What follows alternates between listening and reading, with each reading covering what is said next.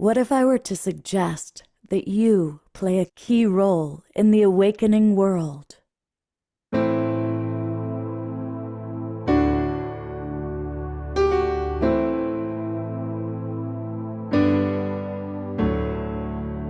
that you are watching this because you have heard the call.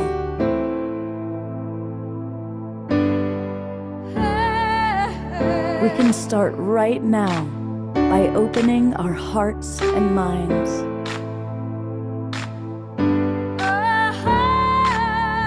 Welcome to the awakening world.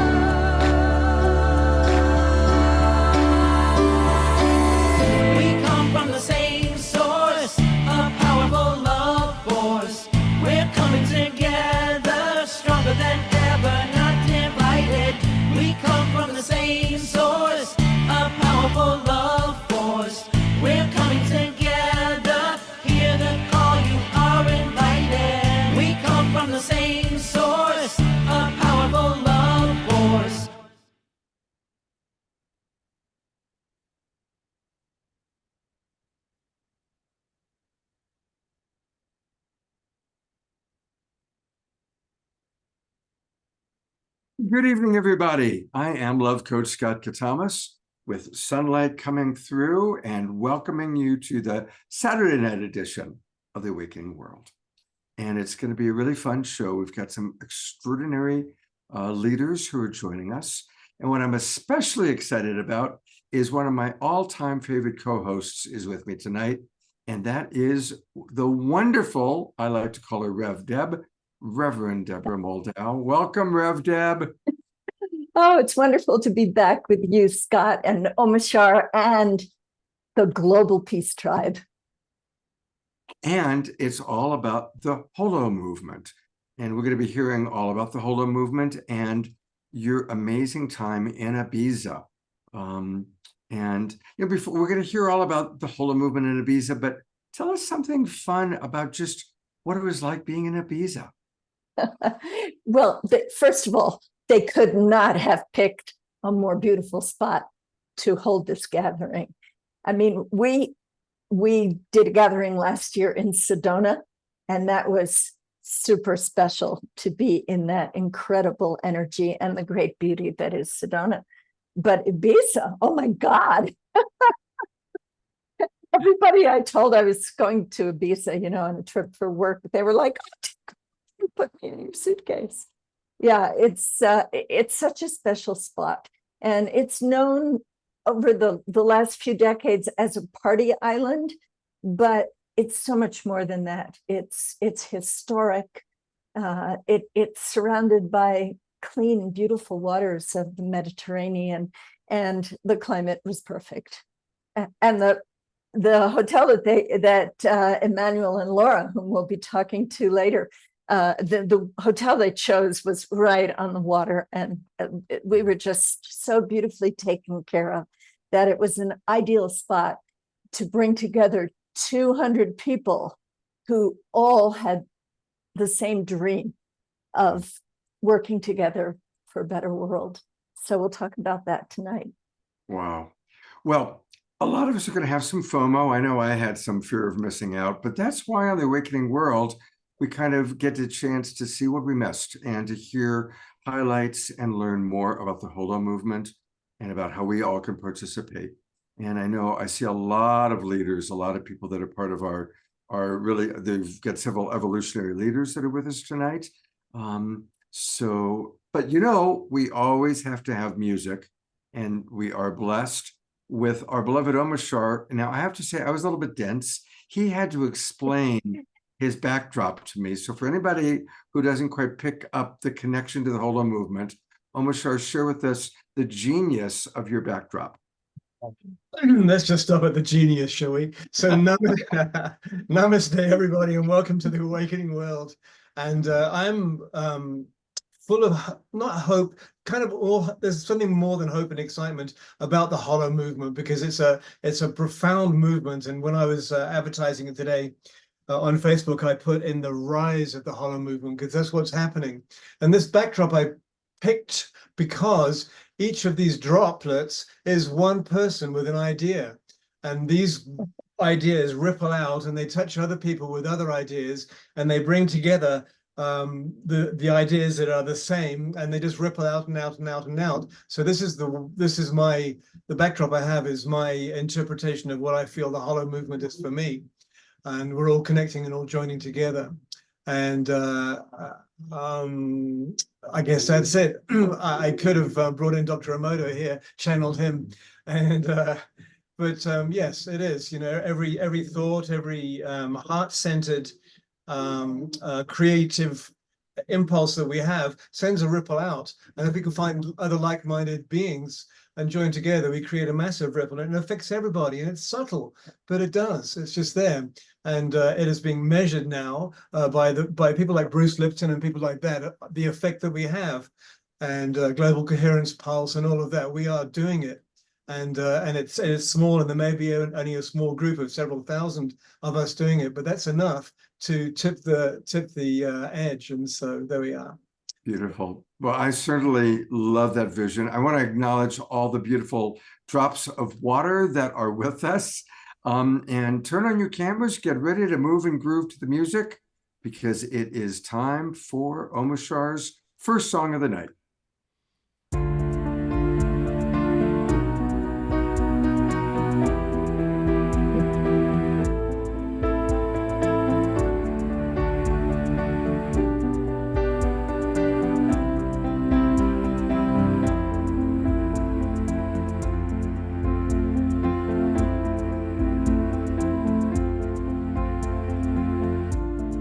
What if we could find a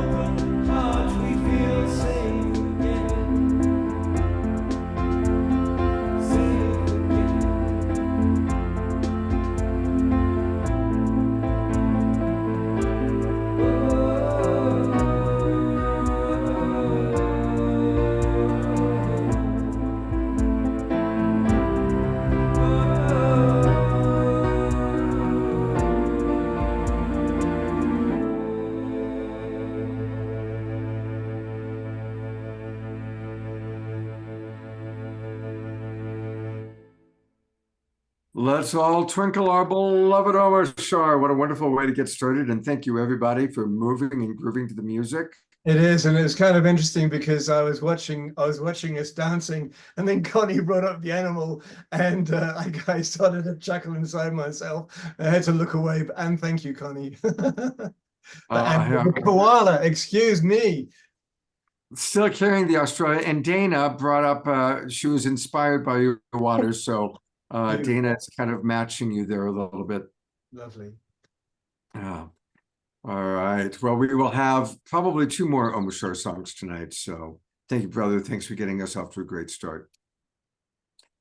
We are going to be primarily playing videos of our great speakers tonight because they're all still in Ibiza. Well, they were all smart enough to stay in Europe and go to beautiful places afterwards. And I came right home to Mexico. So here I am with you. But we are going to honor a couple of dear friends that are with us, including Bob Atkinson. And Bob just got, he's here to help us celebrate a wonderful award for Light on Light. Welcome back to the show, Bob. You've been on a few times. Tell us about the award that you won. You know, before Bob says anything about the award, I just want to say something about Light on Light Press, because they have been putting out all kinds of inspiring books, many of them by members of our Evolutionary Leaders Circle. And it's a very special operation. They are not in it to make any money. They're doing this out of the goodness of their heart. And Bob Atkinson and Kurt Johnson, who's also been on this show many times, are putting their enormous skills to work here to bring forward these books in a world that's not particularly book friendly anymore. So it's a real service to humanity. And I'm so glad that Light on Light has been honored with these Nautilus Awards, these Gold Nautilus Awards this year. So Bob, tell us about them. Thanks so much, Deborah. And, you know, it all started with you and Kurt and I co-editing Our Moment of Choice. And I'll come back to that in a second, but it's great to be here with you all in this this mini reunion of the Ibiza Holomovement wave. It's really it was really a pleasure for me to represent Light on Light Press, one of the sponsors of the event at the Holomovement. And as everyone can imagine, it's been a real delight working with the indomitable master connector, Kurt Johnson, in getting Light on Light Press off the ground over the past few years. And after Deborah, Kurt, and I co-edited Our Moment of Choice, the Evolutionary Leaders Anthology, which was another Gold Nautilus Book Award winner, Kurt then knew exactly what he wanted to do in creating a new inner spiritual imprint. And with Kurt's longtime expertise and coordinating many networks, Light on Light Press really took off. In its first 3 years, Light on Light Press attracted authors whose books won 3 Nautilus Book Awards. And now, in its 4th year, it's truly remarkable for a new small publisher to win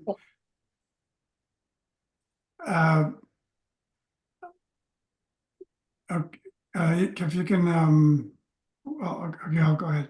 It's really remarkable for a new small publisher to win 3 Gold Nautilus Book Awards for 2 books in 1 year. And that's what just happened with the 2 Irvin Laszlo books that we did this year. So working with the legendary systems thinker, Irvin Laszlo, on these 2 books has really been an honor.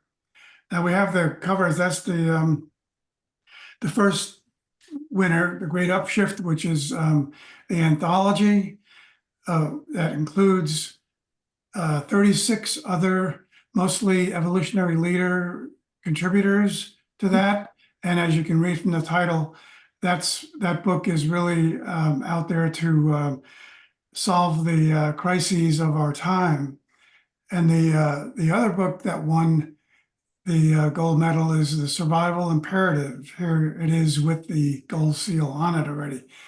And this is really this one really highlights Ervin Laszlo's lifetime of systems thinking, with his latest inspirations on how to get out of the crises we're in. So these two books were really remarkable to come out in the same year and to win the Gold Nautilus Award at the same time. So it's been a real pleasure working with Kurt and all the authors, especially Ervin, who won these two Gold Nautilus Awards. And of course, that coming back to the topic of the night, Light on Light Press is also the proud publisher of the Holomovement book. And that's another groundbreaking, one-of-a-kind anthology that provides a cutting-edge vision and application of the many ways we can understand how all things in the universe interact, relate, and interconnect with each other in this vast wholeness in motion. That's the one that the three of us did in 2020, a moment of choice. And of course, we've highlighted this show before. We're going to want to encourage everybody tonight. If you haven't already gotten our moment of choice, please do so now. I'll put the link into the chat box. And for all of you who are watching on Facebook, you can find it on Amazon, and we'll show that as well a little bit later on in the show. And also Put the link in the chat already for our moment of choice. Maybe we can find the Holomovement book link too. That's definitely something we'll want to do tonight, for sure, for sure. And finally, let's take a look at Light on Light Press. And again, most of the people watching the show are not in our chat box, in our Zoom room. They're going to be watching the replay, or they're watching live on Facebook. So to learn more about Light on Light, which is an amazing publication, go to lightonlight.us, lightonlight.us. As you can learn all about Light on Light Press. And there are the people we're talking about: Kurt Johnson, there's Bob Atkinson. And actually this Wednesday night, we're doing Authors That We Love on Awakening World, and Ariel Patricia, who you're seeing here, is providing one of her authors. So this is a wonderful website where you can really learn a lot. There's our moment of choice.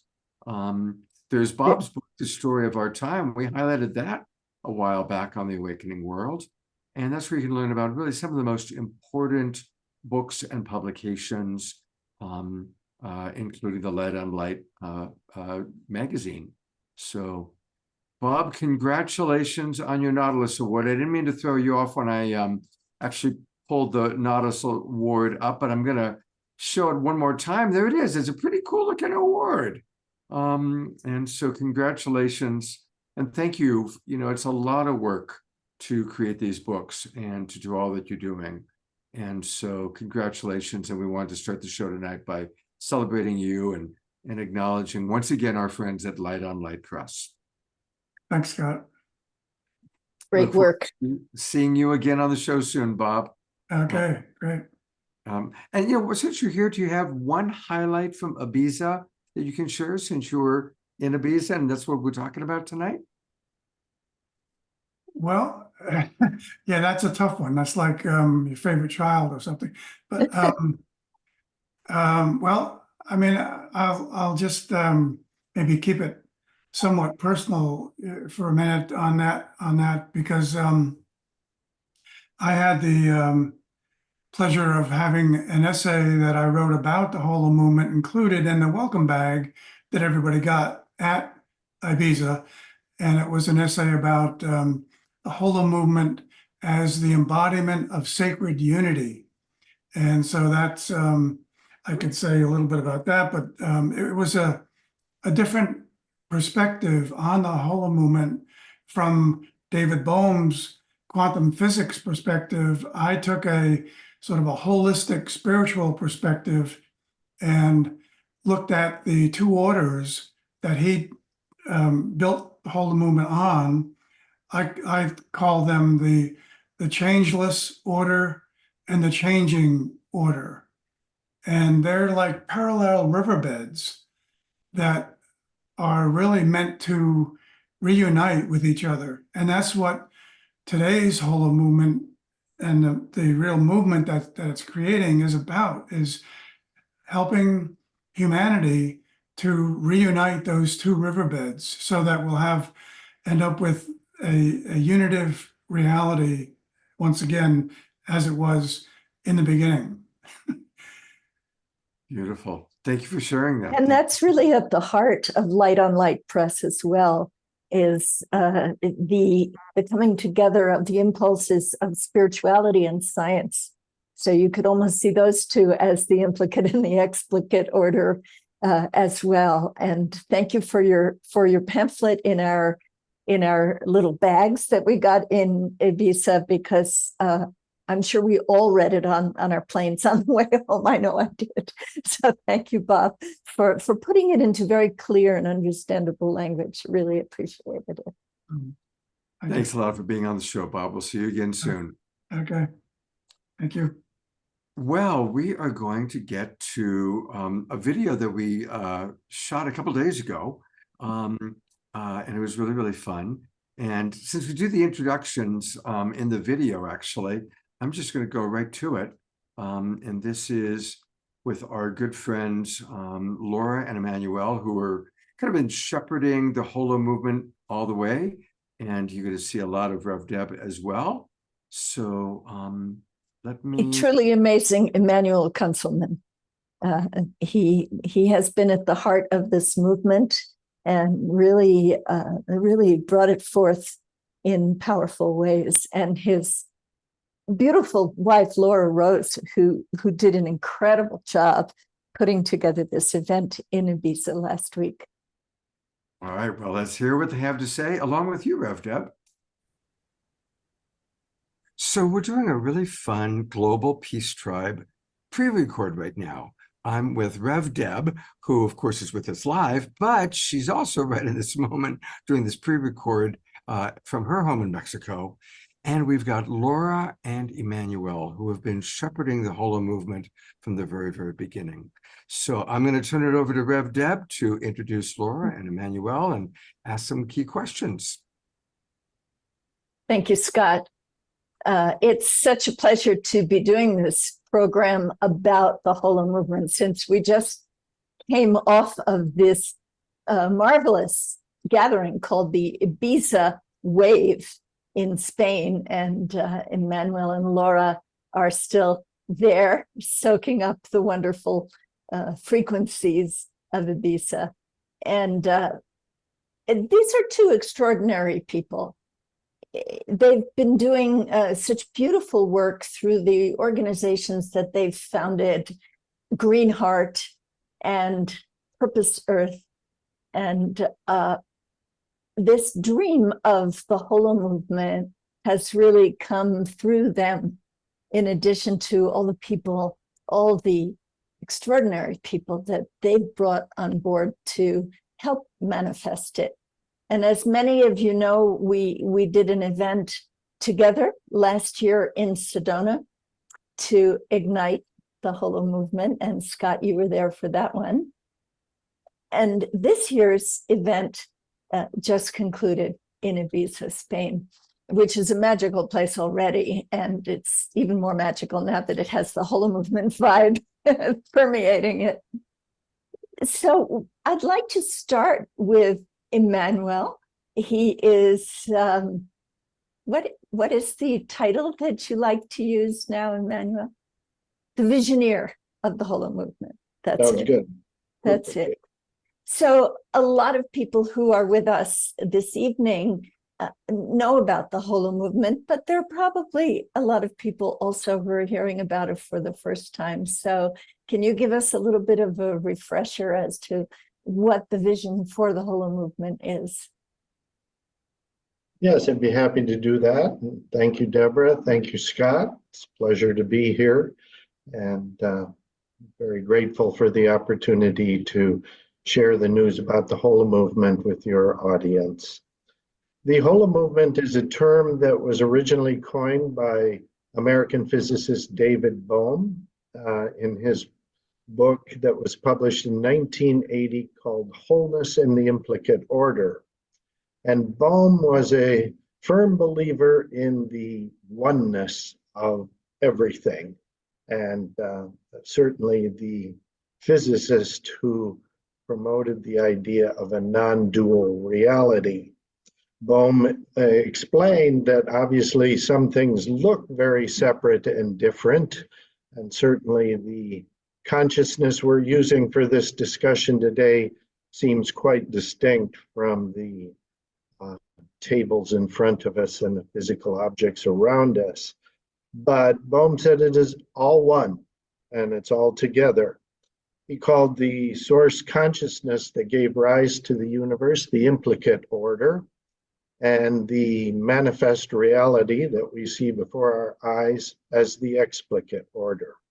But, he said, they are all woven together by an unbroken wholeness, and that weaving of the implicate and explicate he called the Holomovement. When I first came across that term back in the 1980s, I was already on a quest to help facilitate a coming together of humanity, a sharing of resources and ideas in any way possible to address the needs and challenges of our society today. And I'd always been looking for the most appropriate term to describe this unbounded flowing oneness of humanity. So when I came across David Bohm's term, I said, aha, that's it. It took me another few decades to really make all of that coalesce and be ready to launch or ignite the Holomovement as we did last year, Deborah, in Sedona together. But the term comes from that, and it signifies the weaving together of implicate and explicate into oneness. And the idea now is to apply this term, which it really comes from quantum physics and has recently been validated by the Nobel Prize for Physics in 2022, was given to three physicists who really spent their lives validating Bohm's theory of physics, which requires the concept of non-locality, the instantaneous connectedness of everything in the universe beyond the speed of light, beyond space and time. When Bohm first proposed that theory in 1952, his colleague Albert Einstein was a bit skeptical, having proposed his theory of relativity that was widely accepted. But again, Einstein didn't think anything could travel beyond the speed of light. And Bohm's theory says, yes, indeed, it's all instantaneously connected in a vast web of oneness. Today, due to this recent Nobel Prize for Physics, 70 years later, Bohm's theory is now being widely accepted in the world of physics. But as I said, this is also an application beyond physics, and in this sense, more of a sociological branding for a movement of movements that unites all the good work and moving forward of so many organizations and entities today to really take on the issues endangering our species and our civilization today, and trying to find solutions to these challenges. And Bohm himself was very interested in the sociological context of this as well. And in his later life, he had lengthy dialogues with Krishnamurti, and they discussed the nature of consciousness in depth. He was also a good friend of the Dalai Lama. The Dalai Lama referred to David Bohm as his scientific guru, and Bohm himself developed and wrote books on creativity and dialogue to find a way for people to really come together, talk about this, and find common ground in resolving the challenges we face. So we're quite sure that Bohm himself would approve of the Holomovement name as a branding for the sociological movement around the world today to bring us together as one, to act in community, and to resolve our conflicts and move forward as one human family. So that's a little bit of the background and the meaning of the Holomovement. Wow, it's beautiful, especially the coming together of science and spirit, which is so important these days. I know that the Holomovement feels like a spiritual impulse to all of us in this time of terrible division on our planet. And so when you speak about our inherent unbroken wholeness and the vast web of unbounded flowing oneness, this is what can inspire us to really come together as one humanity on this planet, trying to make things better for everyone and all life. So this is a wonderful impulse. And I know that you've explained this at greater depth in the book that came out last year, right? When did the Holomovement, Embracing Our Collective Purpose to Unite Humanity, when did that come? When was that published? Yes, we published an anthology, just happened to have a copy of it right here, coincidentally, synchronistically enough, the Holomovement, Embracing Our Collective Purpose to Unite Humanity. And that was published last year and launched in conjunction with Igniting the Holomovement in Sedona. So both that right, conference. That's right. We saw it there for the first time. March 23rd, 2023, a very significant date. And as you so accurately described, Deborah, it really starts with a meeting of science and spirit. You know, there are so many divisions in our society today, but I think the most fundamental really is the disconnect between materialistic science and consciousness and spirituality. And if all is one, those two have to find their common ground first. And that's what David Bohm was really very preoccupied with. And so the implicate is spirit and the explicate is materialism, but they're all from the same source and they're woven together through this movement, this ongoing flow of the Holomovement. And we were blessed by over 50 collaborators and contributors to the Holomovement book. So it's a deep dive into the wave flow of the Holomovement and contributions from many authors and thinkers from around the world. And we're very honored to have had so many legendary and wise people contribute to the Holomovement book. I'm going to come in for a moment and just say it is a wonderful book. I was really proud and happy when I got it in Sedona last year. And people can get it easily by going to Amazon. And again, if you just go to Amazon, put into the search bar Holomovement, it'll show up easily for you. And of course, we're putting this link into the chat box for our Zoom room audience. Thank you, Scott. And I might add that the Spanish edition of the book should be coming out later this summer. So we're excited about that, especially being here in Spain, where we had our recent Holomovement Wave conference. So our Spanish speakers will soon have the Holomovement book to read as well in Spanish. And your translator was there, and he is a friend and student of Desiree and JJ Hertak, who have been on this program many times, and like all of you, are members of the Evolutionary Leaders Circle. So everyone's coming together for this. And I want to just say a note about the name, the Holomovement, because some people hear that name and they think, oh, I don't know, am I going to be able to remember that? Does that come from physics?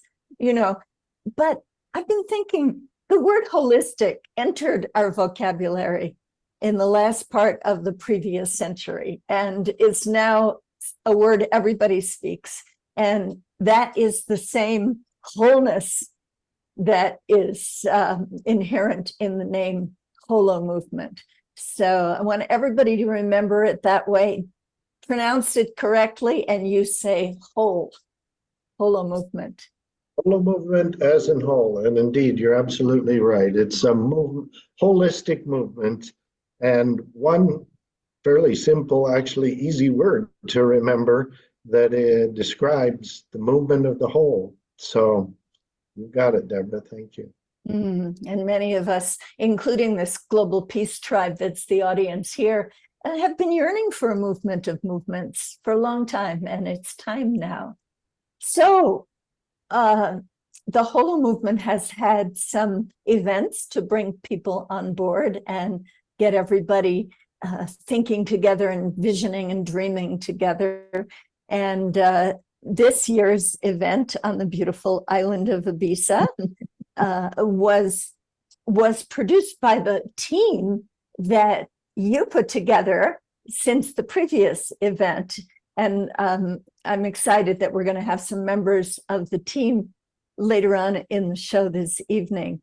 But I'd like to ask Laura Rose, who was one of the organizers, and I remember in Sedona how Laura, you inspired us all. We all wanted to go to Ibiza the next year, and that dream just came true. So please tell us what the purpose of that gathering was and who attended, and just give us a feel for what happened there. Well, thank you so much, Scott, for having me and Emanuel on the program. And Deborah, what a treat to get to see you so soon after celebrating this extraordinary, really what I consider a seminal event in Ibiza. It brought together over 200 people, which is just, mind-blowing. It was sold out, and then we had people that we sort of shoehorned in that just kept appearing, and everybody who attended seemed to have come for they got some message, some download that they needed to be there. And throughout, people kept telling us, I just had this feeling I needed to be here. And now that I am, I understand why. And people were so lit up and so extraordinarily just high on the experience. And this started, in some ways, this started with Emanuel's and my journey well over 30 years ago. We decided to combine our passion for bringing the planet together through cultural exchange in the early 90s. And we started, we've facilitated through Greenheart over 170,000 experiences for people from 85 countries around the world. And then went on to do that with Foundation for the Future, and exposing children through the Foundation for the Future to sustainability and purpose all over Spain, bringing kids to an environmental center on the island called Casita Verde that we supported for years. We started a spiritual center on the island in 1997. We introduced something called the Greenheart Guide to Living in the early 2000s on the island. We also were very involved with some other experiences on the island, like the Spirit Festival, which we launched in 2014, and then passed the torch to Jerry Brownstein to carry on the good work. So over the years, we've had a lot of experience of doing different things, and also with Purpose Earth, which funds and grant and mentorship programs for grassroots communities around the globe. So this seemed like the perfect place to carry on from last year's experience with igniting the Holomovement, which was enormously successful. And Scott joined us and about 80 other people.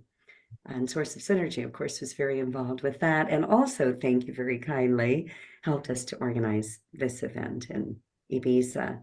So our vision for this was to bring together extraordinary people doing amazing things. And so each morning we had what we called a stream, which were sort of breakout sessions that people could each day choose a different one. We had Love in Action, which was sponsored by and facilitated by Dr. Marty Casey, who's frequently appeared on the program, and another extraordinary woman named Scarlett Lewis, who tragically was motivated to create the Choose Love movement through the loss of her 6-year-old son at Sandy Hook many years ago, and he's been speaking to her through many messages over the last 10 years and encouraged her to carry out this beautiful work. So that was one of the streams, about bringing love into all of, changing every negative thought into a loving one. And we also had a beautiful one called Conscious Flourishing with Shamini Jain, and the founder of Conscious Healing Initiative, and also Dr. Cassie Veaton, who is the former CEO of Institute of Noetic Sciences and the lead scientist there. We also had another one called Exponential Collaboration, which was about collaborating on the highest level possible, which is really what the event was about, was that ability to help us all bring together our very best selves and to not lose ourselves, but to break down the silos of the extraordinary work that we're all doing and to partner together to create something extraordinary.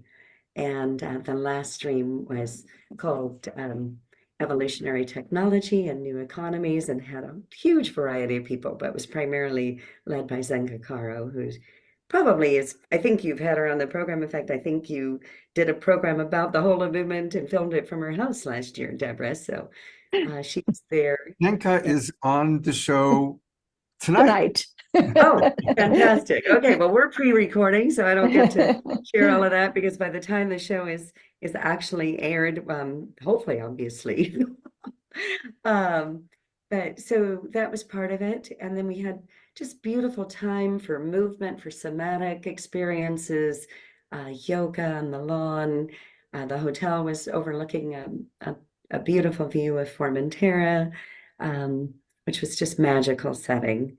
And then we used a lovely auditorium that was in walking distance of the hotel.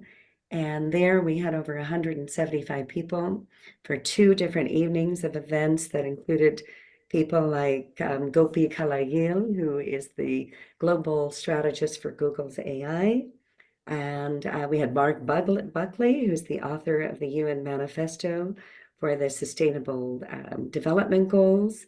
And Lynn McTaggart was there doing her intention experiment. It was amazing. And then one evening, which was sort of the pièce de résistance, if you will, we had a fantastic, just kick-ass party at Juntos Farm, which is a regenerative agricultural center in the middle of the island. And I will forward you some really great footage of that, so that you can share that, Scott. But I think that's where we all let down our hair and just, danced to drummers. And we had Gary Malkin there, and he was harmonizing with Michaela Gaston. And wow, the energy was palpable. It was just extraordinary. So I think we all left with a lot of joy in our hearts. Yeah. So you can see that the formula of bringing together extraordinary people who are doing amazing things really works. That's probably as good a definition as any of the building blocks to the Holomovement, is all the people who are doing incredible projects to build a creative new future, and don't necessarily know each other and don't have any way to connect. So that was really beautiful. And I know, Laura, that you would like to tell us about some miracles that occurred during this gathering together. Deborah, I think there were so many extraordinary things that happened. There was so much magic in the air that it was palpable throughout. And I certainly, Len McTaggart's intention experiment, the first night at the auditorium with 175 people there, was one of the most powerful sort of catalysts for everything that occurred afterwards as well. But she had the whole group, all of us in that auditorium, break into her groups of 8, which she calls the power of 8. And so we each chose somebody in the circle. So there were, dozens of groups there. And one of them was this beautiful French woman named Amandine, and she was selected by her group because she came on crutches. She's been on crutches for 8 months. She broke her ankle in 7 different places and has been in excruciating pain since. And she's this beautiful soul. She's absolutely radiant in every way. And yet she told me that she barely got it. We had to kind of go over a pedestrian bridge over the highway to arrive. And she said she could barely make that trip. And she was in so much pain. So we got together and we did the work of Len, and she sets the tone. She told us extraordinary stories of her past experiences with this. And so Amadine was in the middle of a group, and everybody was generating their love and all of their healing energy to her for about, I don't know, maybe 8 minutes, Deborah? What do you think? Something like that. I think it was only 6. Maybe it was 6. Yeah, I mean, it wasn't that long.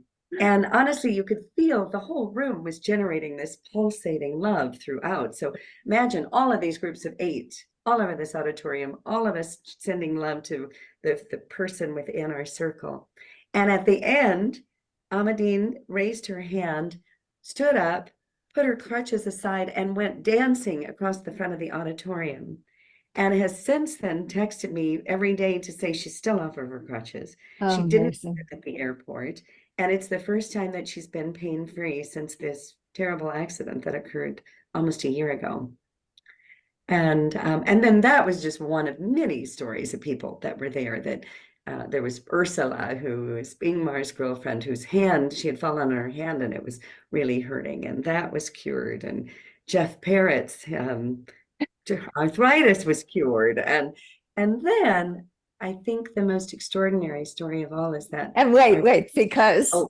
we are going to be hearing tonight from Dr. Marty Casey, who also had a miracle healing during that same intention experiment. Oh. And she is still posting about it on Facebook. So Oh I my know gosh, she's going to okay. want to tell us about it. Okay, well, I'm not going to tell her story, I promise. I don't know it. But I will tell just one more, because I think this is the most extraordinary of all. For those of you who are familiar with her, Maureen Edwardson is extraordinary light being and healer, and uses inner resonance technology to take people to the next level of skipping over all the steps that people normally go through with trauma healing and just be there, right? So Emanuel and I have had the privilege of knowing and working with her for the last couple of years, and we invited her to join us in Ibiza. And I noticed I had never met her in person. And yet I noticed, and Emanuel told me he did too, that when I met her, I felt that there was something a little different about her energy. And it wasn't quite what I knew from all of our Zoom meetings and things. And I couldn't put my finger on it. And so the night that we went to Juntos Farm, we go out to this beautiful setting in the middle of the countryside and on the island of Ibiza, and we're all dancing and praying and singing and eating locally sourced food and having this amazing time together. And I didn't learn this until I got back to the hotel, but as she was going up the path to go back to get on one of the shuttles to take them back, she fell, and she was caught, and she was embraced by a lot of healing energy, and people were escorting her. But when I got to the hotel, she was being loaded onto an ambulance. And 2 of my dear friends took her to the local hospital, and she was diagnosed with having had a heart attack and having blockage in 2 major arteries of 100% in one and 70% in the other. And so we've been, this whole legion of angels that have been with us. We've all been taking turns going to the hospital, checking up on her. She had a stent put in the artery that was 100% blocked, and they told her that she needed another stent before they could even consider letting her fly. So Emanuel and I were back at the hospital with her yesterday and bringing her goodies and things, and she was saying, tomorrow is my procedure, and I'm going in for an angioplast, and then they will go ahead and put the stent in this morning. So this is right now, this morning. So she gives me a call about 2 hours later and says, the doctors went in.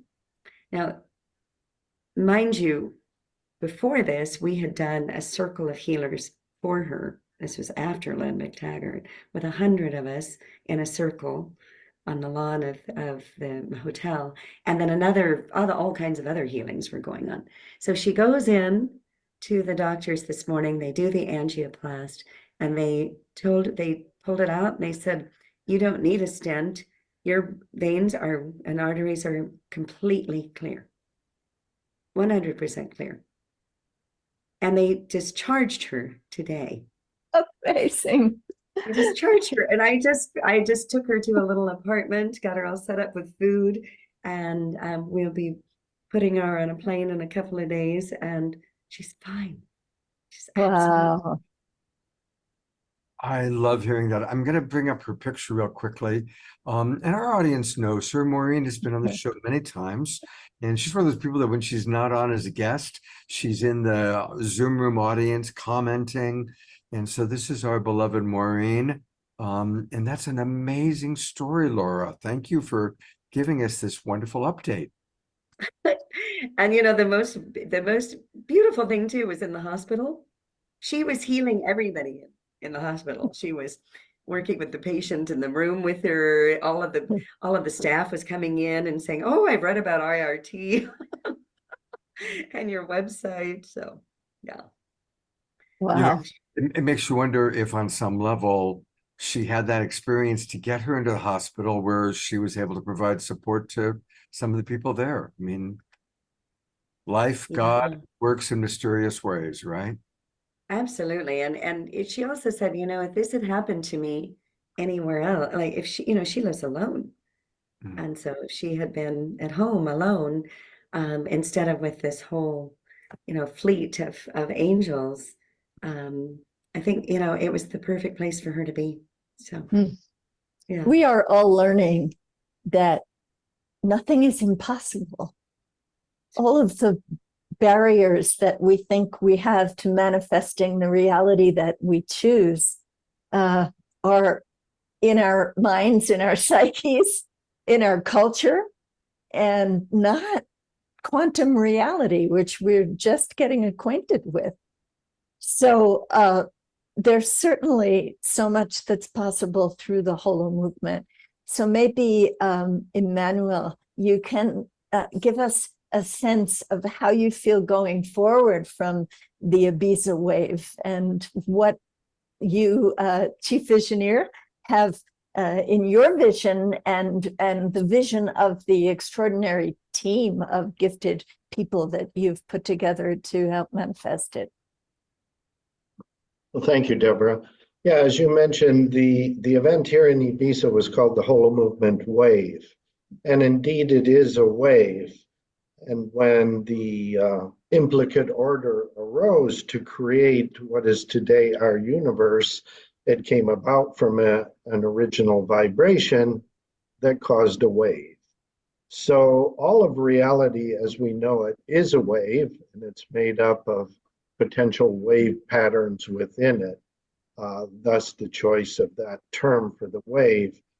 And the wave keeps flowing. And I think we're so grateful to so many people. As Laura said, over 200 attended in one aspect or another, many of them from all parts of the world and 15 countries, coming so far to convene together in Ibiza to ride the wave. And I think they're all valiant surfers and grab their boards and let's sail forward here to see what we can do. So we're really inspired here by the momentum of the wave. And of course, what we really want to do is create community, encourage people to take on action-oriented projects. The Holomovement is all about action. The quantum formula that drives this forward is based on action, and that's our download from the conscious source to the explicate order, and it all happens through taking action. And of course, anything we're doing now to resolve the issues facing us today comes through action. So we're encouraging everyone pick a project, an idea, something that they can really hands-on do something about, work together with like-minded friends in a small group called the Holon, which is both a particle and the whole simultaneously.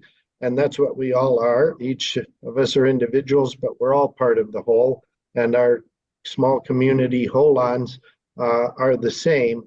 And you can join the Holomovement as a Holon, take action, move forward, ride the wave into the future.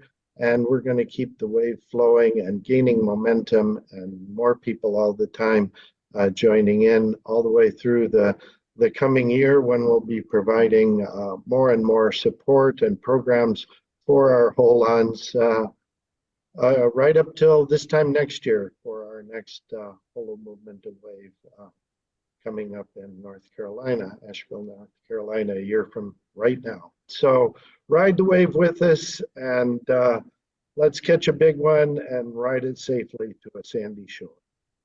Thank you so much. And we're going to be talking to Danette Wolpert in a little bit. She's going to show us how people can join the Holons, how we can go to the Facebook page. And I definitely, good Lord granting, will be there in Asheville, North Carolina, because as fate would have it, two of my closest friends own a retreat site in Asheville. And so it's a place that I go to usually once a year anyway.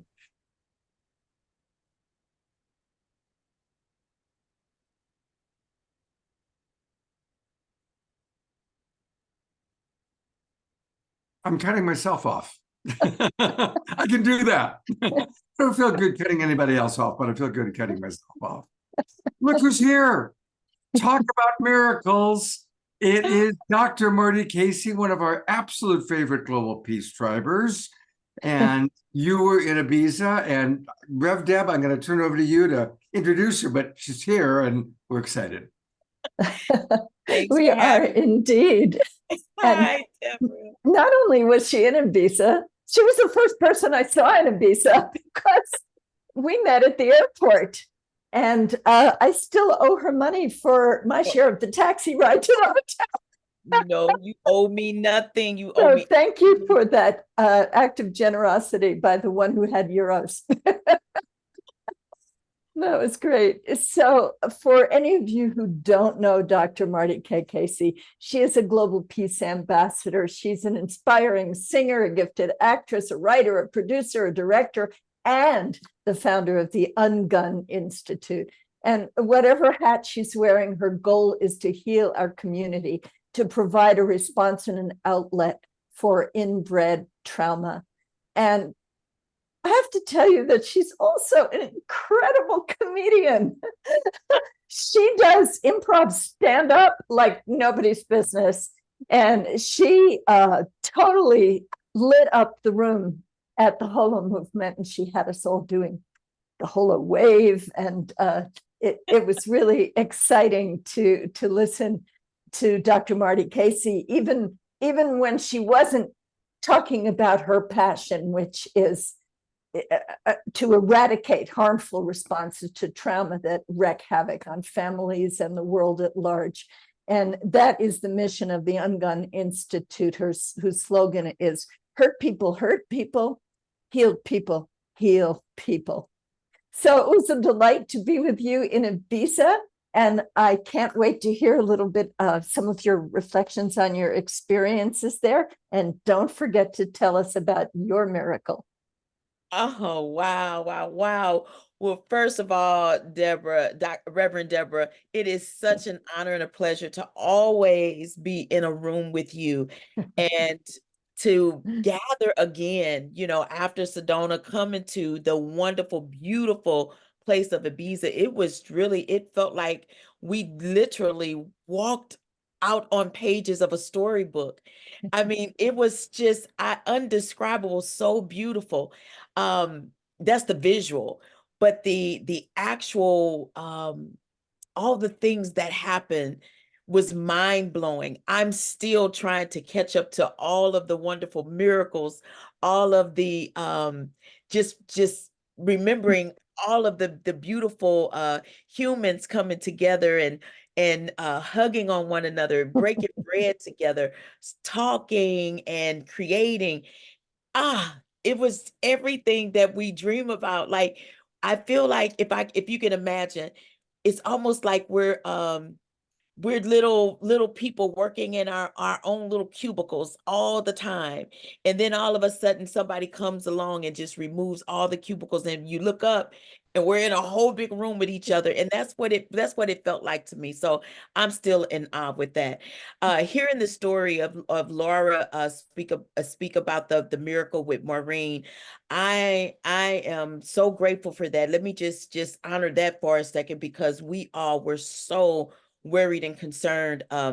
When we were at the forum, I happened to be one of the groups that I was in the first group that left early, going back to the hotel, because it's almost like I can't get my clock moving and wherever I'm supposed to be. So I was still trying to catch up with Ibiza time in Ibiza. And then now I'm back home in the United States and I'm trying to catch up with United States time.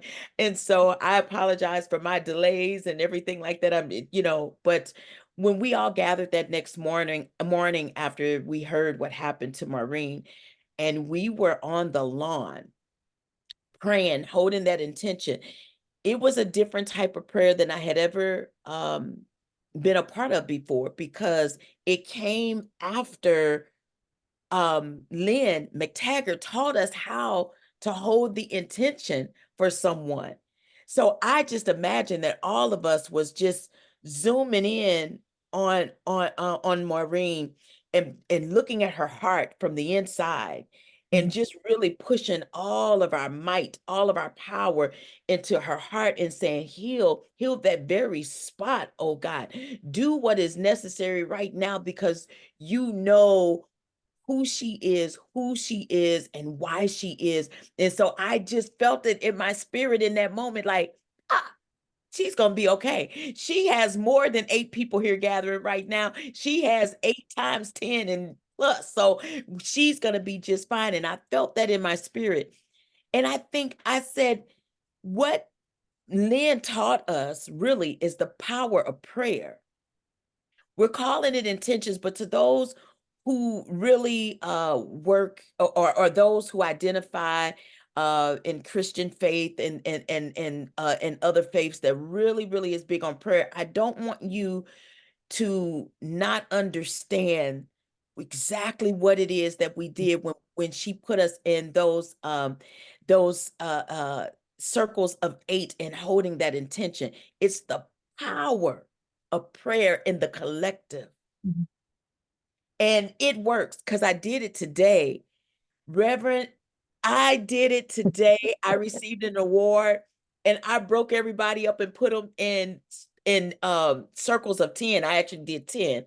And we had 2 women to receive their healing today. As I was there to receive an award, I said, I know you think that I came to receive, but actually, no, I've been sent here to give. And what we were able to lead them in that moment, there was the vocalist had sang maybe about 4 or 5 songs, and you could just hear her throat closing up. And she sang a Whitney Houston song. And if you know anything about Whitney Houston, though, you got to really have a well voice in order to hit those Whitney Houston notes. And you could hear some of the struggle. After the intention and the power of 8 circle, I had her sing that Whitney Houston song again, and she was hitting notes effortlessly. She says, I don't feel clogged up anymore. It's like my sinuses was draining and it had me so clogged. She says, I just feel so free. And the other lady she has heart issues, and she's scheduled to go to the doctor for her surgery next week. I said, I want you to call and give us a praise report. I said, but let me ask you this. How far can you walk before you would be out of breath? She says, I can't take more than 20 steps. I said, I'm going to ask you to take 30 right now. And she took 30 steps. And then I gave her the microphone. I said, tell me how you feel. She says, I'm not out of breath. I don't believe this. I'm not out of breath. She says, I feel good. So the reason that I was so confident in being able to lead that intention is because I was the recipient of that power of 8 circle, if you will, in Ibiza. And I'm just going to be, can I just be honest, Reverend Deborah, if I was not the recipient, I don't know if I would have been as open to or wonder. I just think that some parts of me, just me knowing me, I probably would have been a little skeptical, like, oh, okay, maybe them some of Laura's friends, some of Emanuel friends, and so they, you know, and then you gotta make sure it looks like it works. No, I was one of the recipients. I've been in chronic pain every single day with a sciatica nerve damage. And after you live with pain for so long, even if it's emotional and spiritual and pain, sometimes we just push through. We still show up and we still, act like we're okay, and we're really not. And all of that pain, it actually shows up in not just in your day-to-day, your physical, but it shows up in even how you present and who you are and how you're connecting with others. So I love the fact that we're talking about this, the healing part of the collective, because as we connect and we're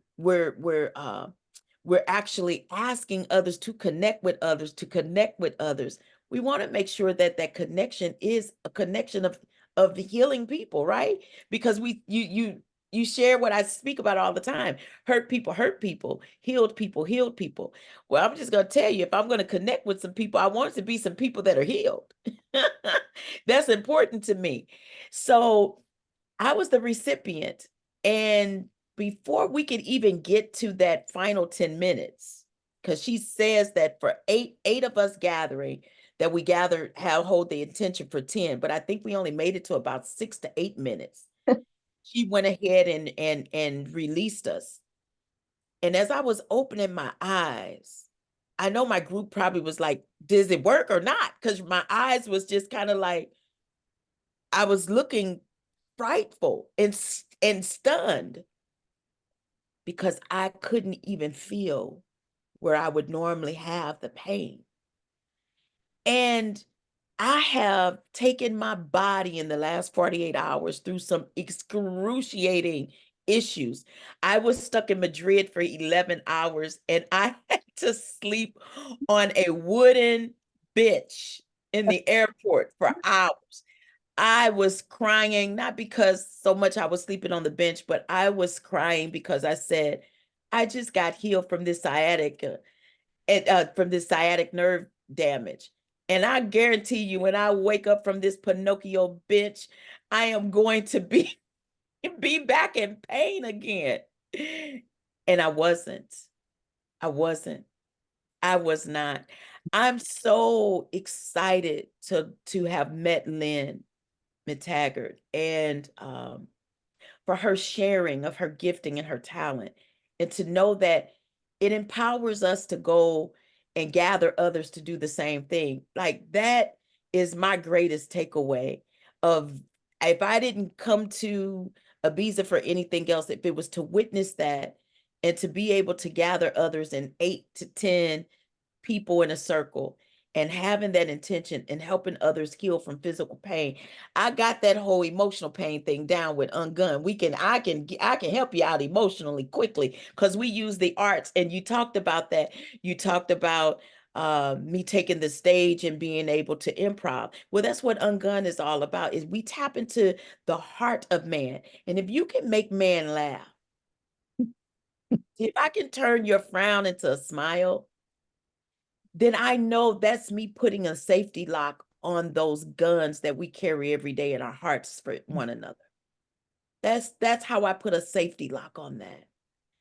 When you can give someone an experience with you that allows them to see you from the inside, to feel your heart, see your heart, and to know your heart. See, me sharing that cab ride with you, Reverend Deborah, it had nothing to do with the fact that I had the proper funds, but it had everything to do with it's us sharing in the collective. If I have something that you need, please come with me. Let me share. That's what this whole Holomovement is all about. And I love that you made the correlation of it being holistic, right? Because when we're talking about the wholeness, we're talking about healing, we're talking about the natural properties of what we already have. That's holistic healing. And so I'm so excited about it in so many ways. I could talk about this, Scott. I could talk about this every single time you ask me to come and be on the show because it is amazing. And I had an opportunity. I just want to say this one thing, and then I'm going to wrap up here. I had an opportunity to present Love in Action with one of the most brave, amazing, beautiful, heartfelt people in the world. And that was Scarlett Lewis, who lost her son unexpectedly to gun violence. And she's dedicated her life moving forward to choose love. Choose love versus choosing harm. Choose love versus choosing judgment. Choose love versus choosing violence towards someone. The outcome is so much greater when we choose love. And to be able to partner with her and Shannon Dissolets, who's also her partner in Choose Love, for Ungun and Choose Love to come together, it was the completion of what I believe is needed today. See, if I can help someone ungun and fun and get their hearts open into a place to now they can continue to choose love, they're now living their best life. And that's what this is all about. So the last thing that I just want to leave everyone with is this. We wondering, because we hear all the time, what's going on in the world? It just seems like da da da da da. Well, I'm going to tell you exactly what's going on. We have violence happening every single day. We're being so violent towards one another. We see the wars, we see the personal violence, community violence, domestic violence. We see it on all levels, different types of violence. I don't even have to name that, just violence. Underneath the violence is trauma. So if you look at what's the violence is the cause. Trauma is what needs to be healed. And underneath the trauma is healing. And healing leads to peace. And peace, it heeds us from going back to being violent again. So I want you to know it's the cause, it's the need, it's the lead, and it's heed. Violence is the cause. Trauma is what we need to heal. Healing leads us to peace, and peace is what we need to heed to so we don't go back to violence. That is the oneness that we've been talking about. That's the oneness in the wholeness of the healing for living your best life. Thank you for having me tonight. It's been a pleasure. Well, don't go away quite so fast. Okay. We want to talk about Ungun Institute and take a look at that, but I also want to read, so many comments have come into the chat box. So I'm going to read some of the comments from our wonderful Global Peace Tribers. Dr. Laura writes, as above, so below. The federal government is the purveyor of violence and oppression around the world, and that violence trickles down to the hurt people throughout the land, including and especially the youth. Dana Tomasino writes, we should do those intention circles for violence perpetrators. Ayada writes, bang on, Dr. Marty. Carol Craig writes, I've known about Scarlett Lewis ever since Sandy Hook. She really took the tragedy of her loss in gun violence and used love and forgiveness to make her heart heal. As a teacher, Carol is a teacher who's writing this. As a teacher, Scarlett Lewis has been an inspiration for me. Dr. Laura writes, right on, Dr. Marty. Carol writes, you are an inspiration, Marty. And George Noble wants to know that there are certain vitamin combos that can help eliminate sciatica. So you might want to check in with him about that. And Charlotte writes, Dr. Marty, you are such a gift. I'm so happy that you were able to receive that healing. Susan Blomquist wrote, I've heard of this group Healing Intention working in a Christian setting. I think it works when people are in honest intention. And Ayada added to that, yes, I'm close to some people in a Christian church where they do a lot of laying on of hands and affirming divine intervention for healing. And there are many stories of miraculous healing. And Dana writes, that is awesome, Marty. I love how you pay it forward. Eleanor Joy writes, beautiful story. Thank you for sharing, Marty. And goes on and on and on with more reading, more comments coming in. Wow. Last one I'll read is from Grace that just came in, because she kind of wrote down what you had shared with us.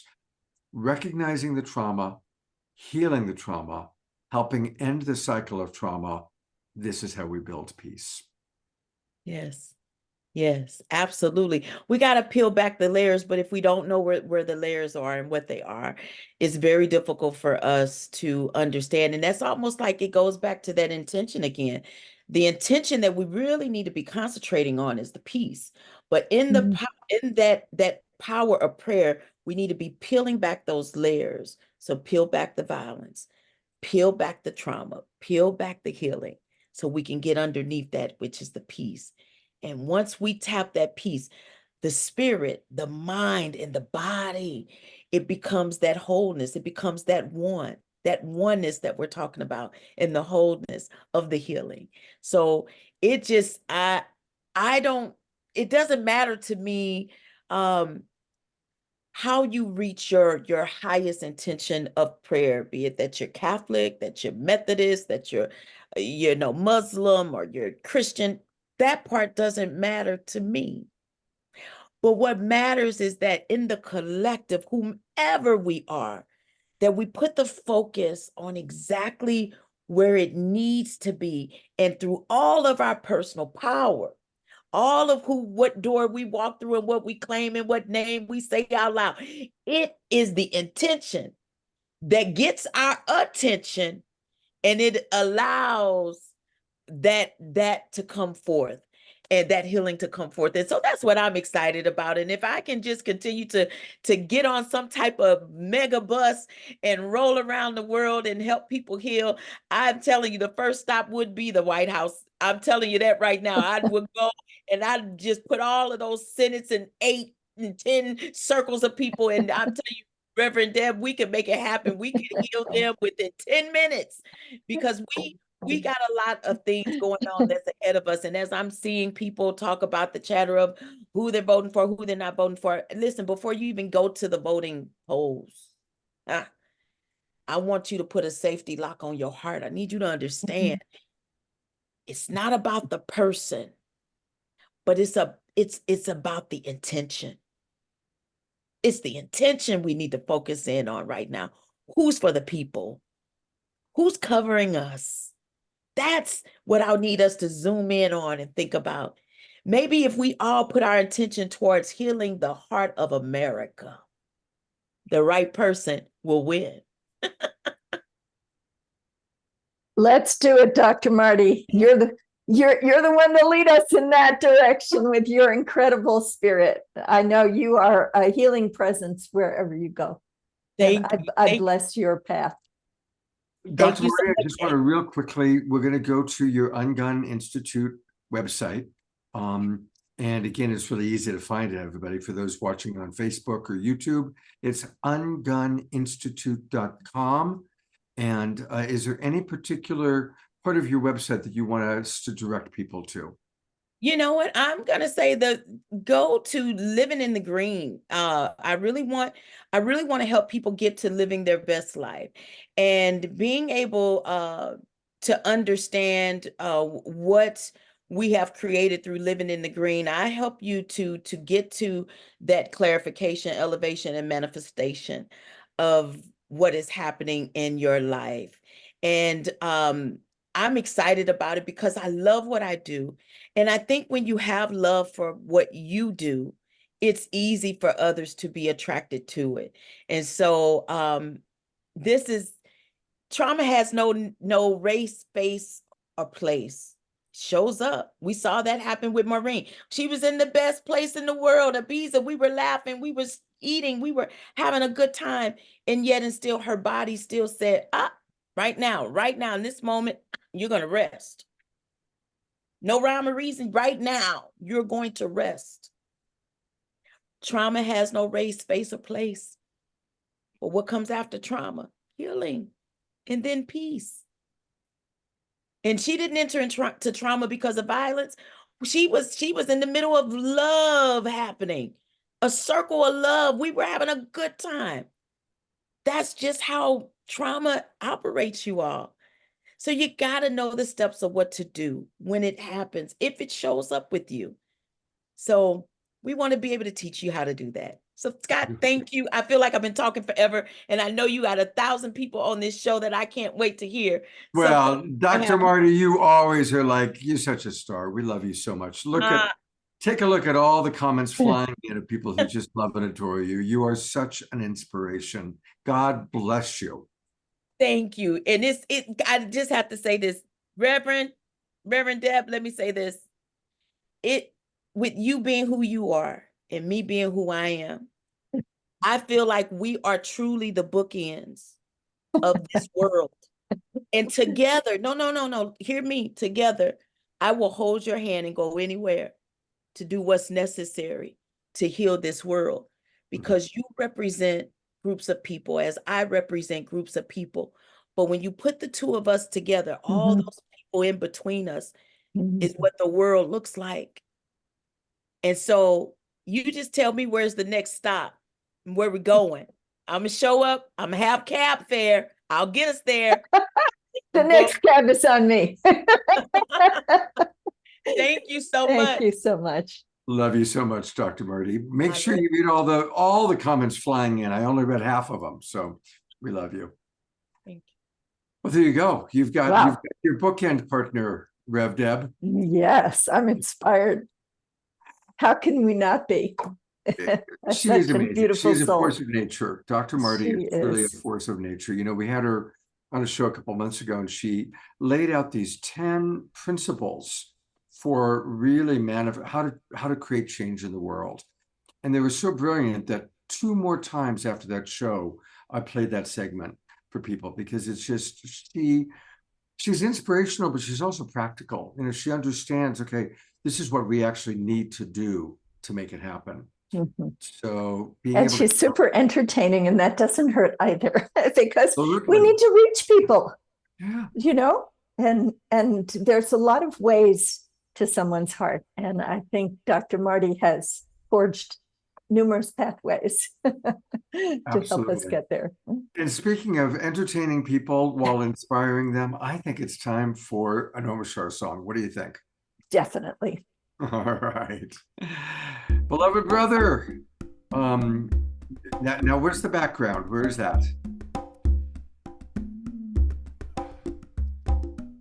You already started the song. It's okay. No, it's okay. When you ask me a question, I have to change mic source, you see.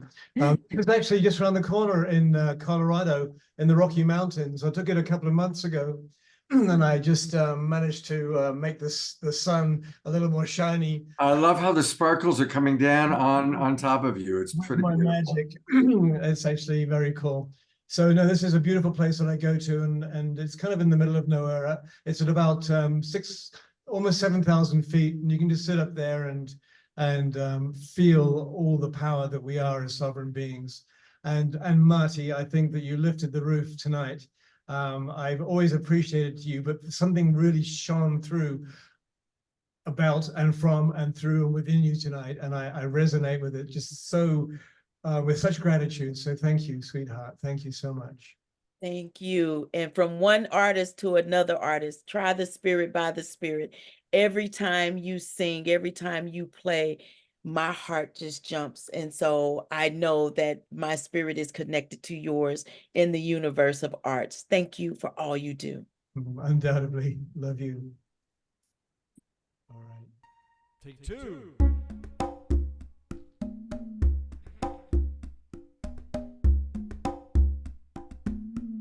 Deep breath.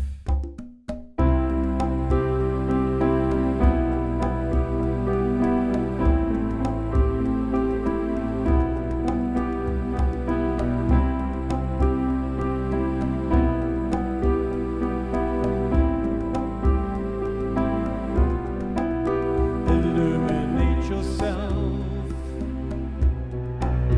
with the waves of love passing through. Think not anything. You're the one you're waiting for. We have now received all the blessings of all time. Come and celebrate what we've all become. Life is you, love is you, be all that you are.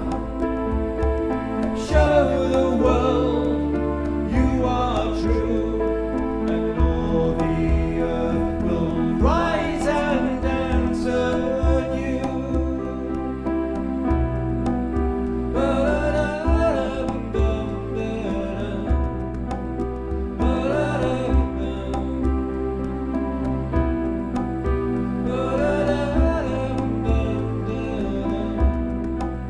No need to hesitate. Open hearts can walk right through. There is no door or gate that could hold your love at bay. We encourage you to hold only to what is true. Your life is yours to make. All your wildest dreams come true. Life is you, love is you, be all that you are. Show the world you are true, and all the earth will rise and answer you.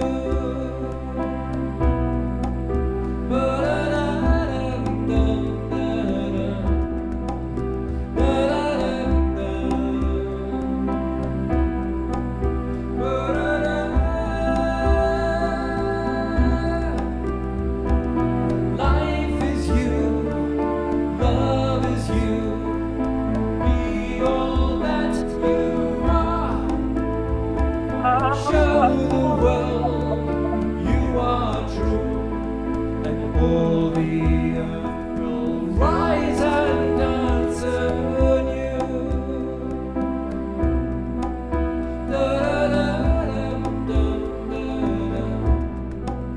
Think not anything. You're the one you're waiting for.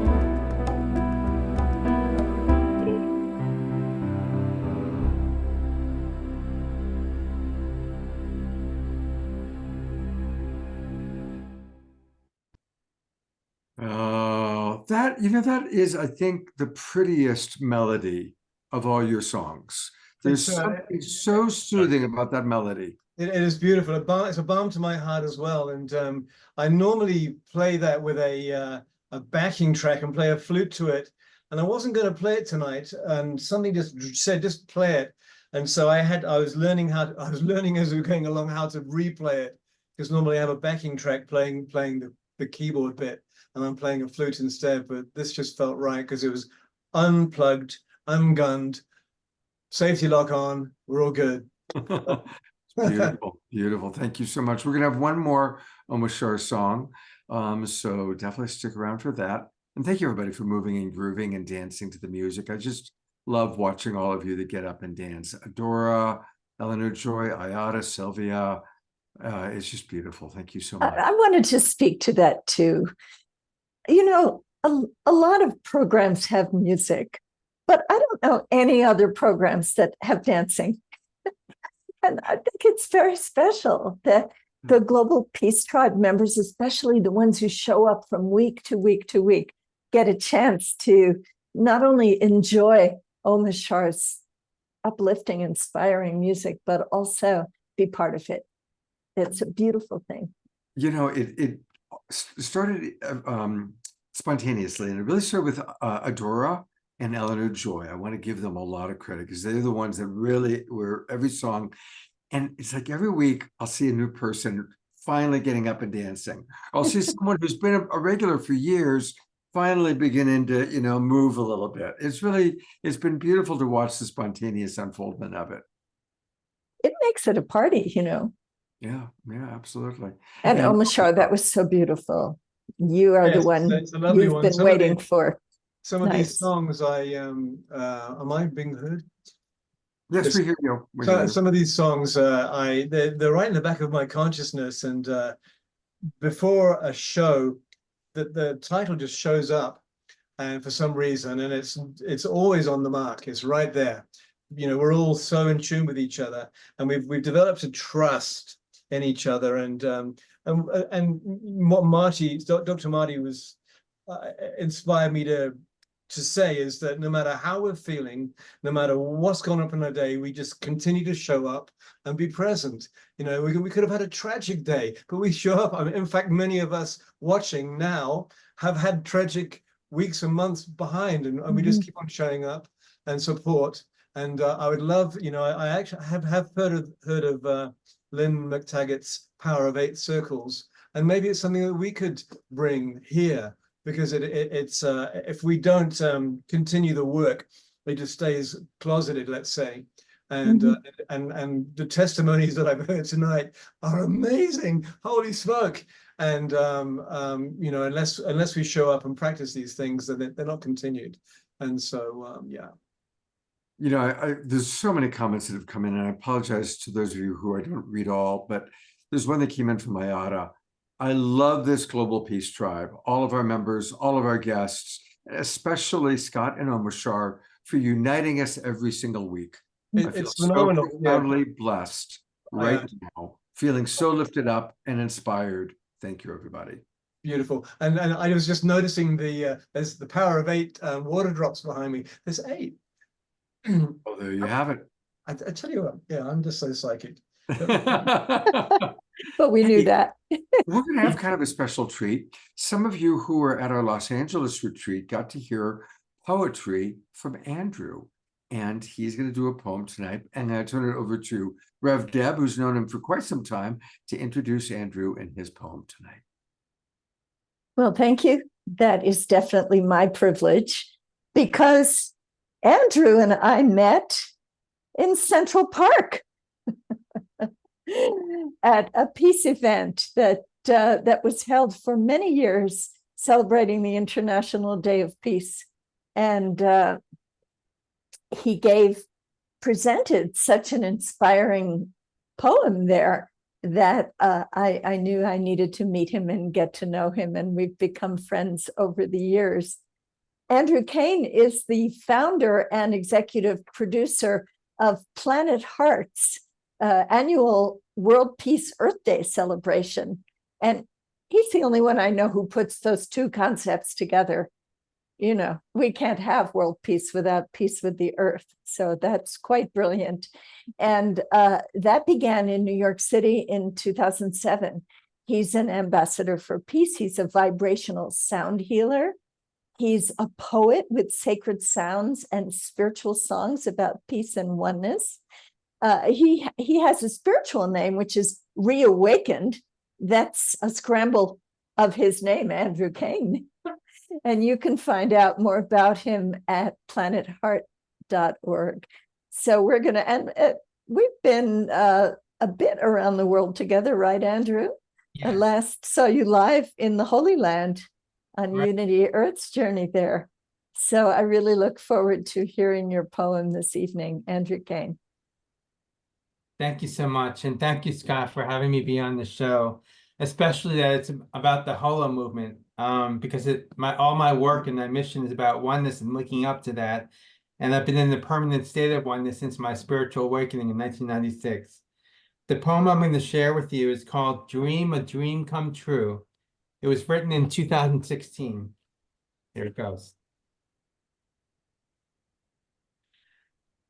I dream a dream where my reality is the width of my fantasies, where there are no limits, no doubts, full of love and gratitude, to let go of what was and open a new chamber for growth, expansion, and manifestation of my highest intent, to share my dreams with the world, where my reality is but a whiff of my fantasies everlasting, where no limits apply and all boundaries are met, with circumstances and compassion. Manifestation of my highest intent is to share my deepest dreams for heaven on earth materialized, where oneness is one for all, and unity is in all communities, across the great divide, connecting all land to see that indeed we are all one, connected to the heart mother, beating as one, to all living creatures and plants, water and land united, humans seeking the path of connection like never before, time to spread our wings with our multidimensional selves, no limits, full throttle ahead. I dream a dream where my reality is the width of my fantasies, where there are no limits, full throttle ahead, ahead like the sky is blue, like night and day, and sunshine and moonshine. Shine our lights with the light of the sun, and the light of the moon and stars, like the fire in the fireplace. Ignite our fire higher. Our heart chakra is ready to expand and rejoice, to fill our souls with honey, sweeter than any taste you know of, finer than any grain of salt. The minerals and crystals speak to us. The waters of the world need love too. The trees need a hug.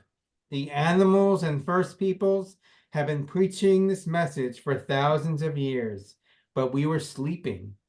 The sleeping giants awakened, and time at last for my dreams to come true. I dream a dream, and the time has come now. It is here to let go of what was and be the light of the world. We each share this light, so let us shine on, sweet diamond glory. Shine on, shine on, shine on. Shine our light and be the light, the peace, the way to return home. Still breathing, keeping the dream alive. Welcome home, everyone. We are one.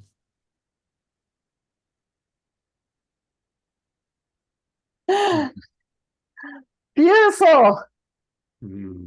Very inspiring. Thank you, Andrew. You're getting raves in the chat. Yeah, there's a lot coming in. Roger writes, Andrew, I'm so proud of you. Lots of smiles. Carol Craig just wrote. I like Carol's. Yeah, freaking love that poem. Beautiful. Oh my gosh. I can't keep up with all the ones that are coming in so fast. That was so good, Andrew. Thank you for sharing. Beautiful, Andrew. Shine our light. Very special, Andrew. I feel present to it. That was great, Andrew. And those are like the first 6 comments that just came in. So they're flying in. Marty Casey just wrote, yes, we are one, Andrew. And we are. Thank you, Andrew. That was beautiful. Thank you so much. Let's have you come back for another poem again soon. Thank you.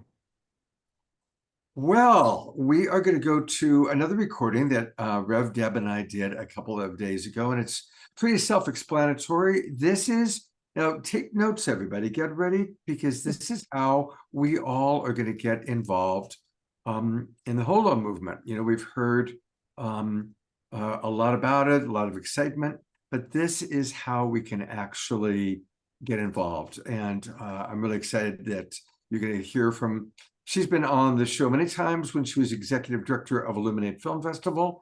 Let's hear from Danette Wolpert. Well, the hits just keep on coming.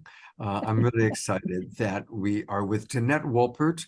She's a dear friend. Of course, you remember her from all the shows that we did with the Illuminate Film Festival. She was the executive director of that festival for many, many, many years. And now she is very involved in the Holo movement. And so, Rev Deb, I'm going to turn it over to you to give your sharing about Danette. And then she has a lot to share with us tonight. Well, first of all, I want to reintroduce her as Danette Wolpert Holman, as we had the pleasure of meeting her husband, Drew Holman, in Ibiza. And he had a medical episode months ago. So many of us were on the team praying for his recovery. And when we saw him in Ibiza, it was so thrilling to know that our prayers had worked and that he was feeling better, and he was there with his camera helping capture the magic of the Holo movement wave in Ibiza. So Danette, congratulations on marrying him and going through this enormous challenge in the very early days of your marriage and having a rainbow ending. So that was really very special to have both you and Drew with us in Ibiza. So Danette, you are on the core team of the Holo movement. Maybe you can start by telling us a little bit what your special role is.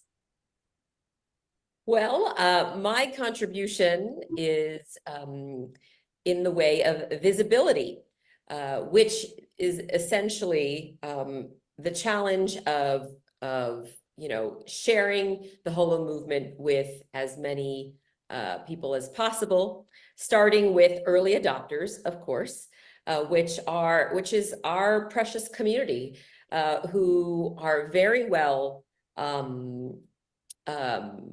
sort of prepared, right, for the merging of science and spirituality, and for unity in action, because this is something that is not new to our community, but it is most certainly through the Holo movement being approached in a whole new way.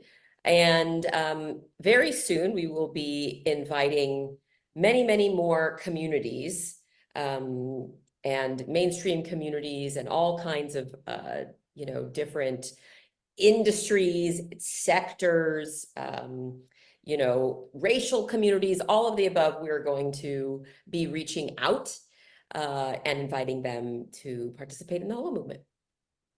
Well, that's very exciting. You have a big job ahead of you. But you mentioned the early adopters, and those are the ones who are listening to us right now. So maybe you can give us a window into what can people do who want to be involved, who know in their hearts that they are already part of the Holo movement, and they would like to formalize that by signing up. So please let us know, what are the ways to do that? Well, I'd love to.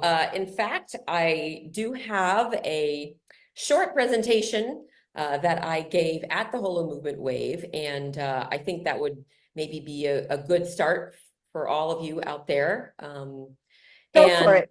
Okay. All right, great. Let me share my screen.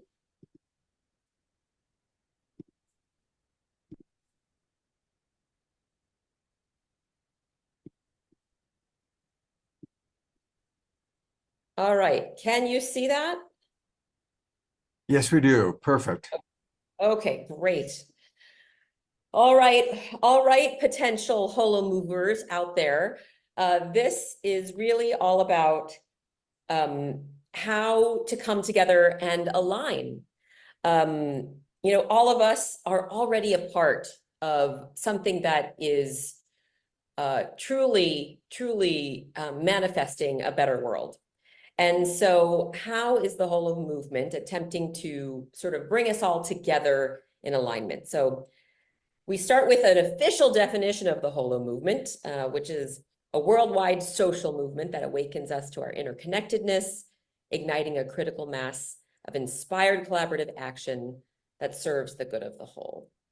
So we, as a team, also defined our vision, our purpose, and our core values. And you'll see in our core values that we've got joyful service for the good of the whole. And really that is the center of the movement.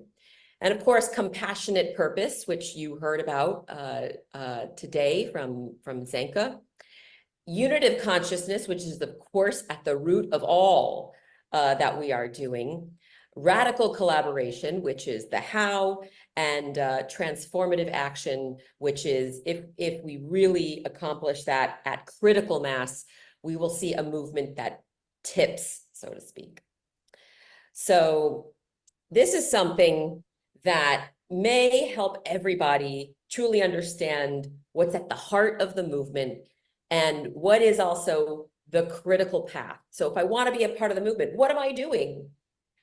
So our call to action is see the whole, play your role, co-create with soul. What does that mean exactly? So see the whole. When we see the world, do we see that it is a single, living, dynamic superorganism? And each of us plays an interconnected part of that big whole. Play your role within that superorganism. For example, like the human body, we have the heart playing a role, and we have the liver playing a role, and we have the brain playing a role. So within this superorganism, what is your role? And how does it help the whole function? Just like if the heart has a role to play, it does have to work with the brain and the liver and the gallbladder and the intestines. So, but it's really, right, essential that we each find our own unique role to offer, whereby we can offer our gifts. And then, of course, is co-create with soul, because this is the key to amplification, right? So we co-create with others, we collaborate, and we do it with soul. And we use the word soul in two ways. One, of course, is so that we are doing this with heart. And the other is really that we are co-creating with the divine.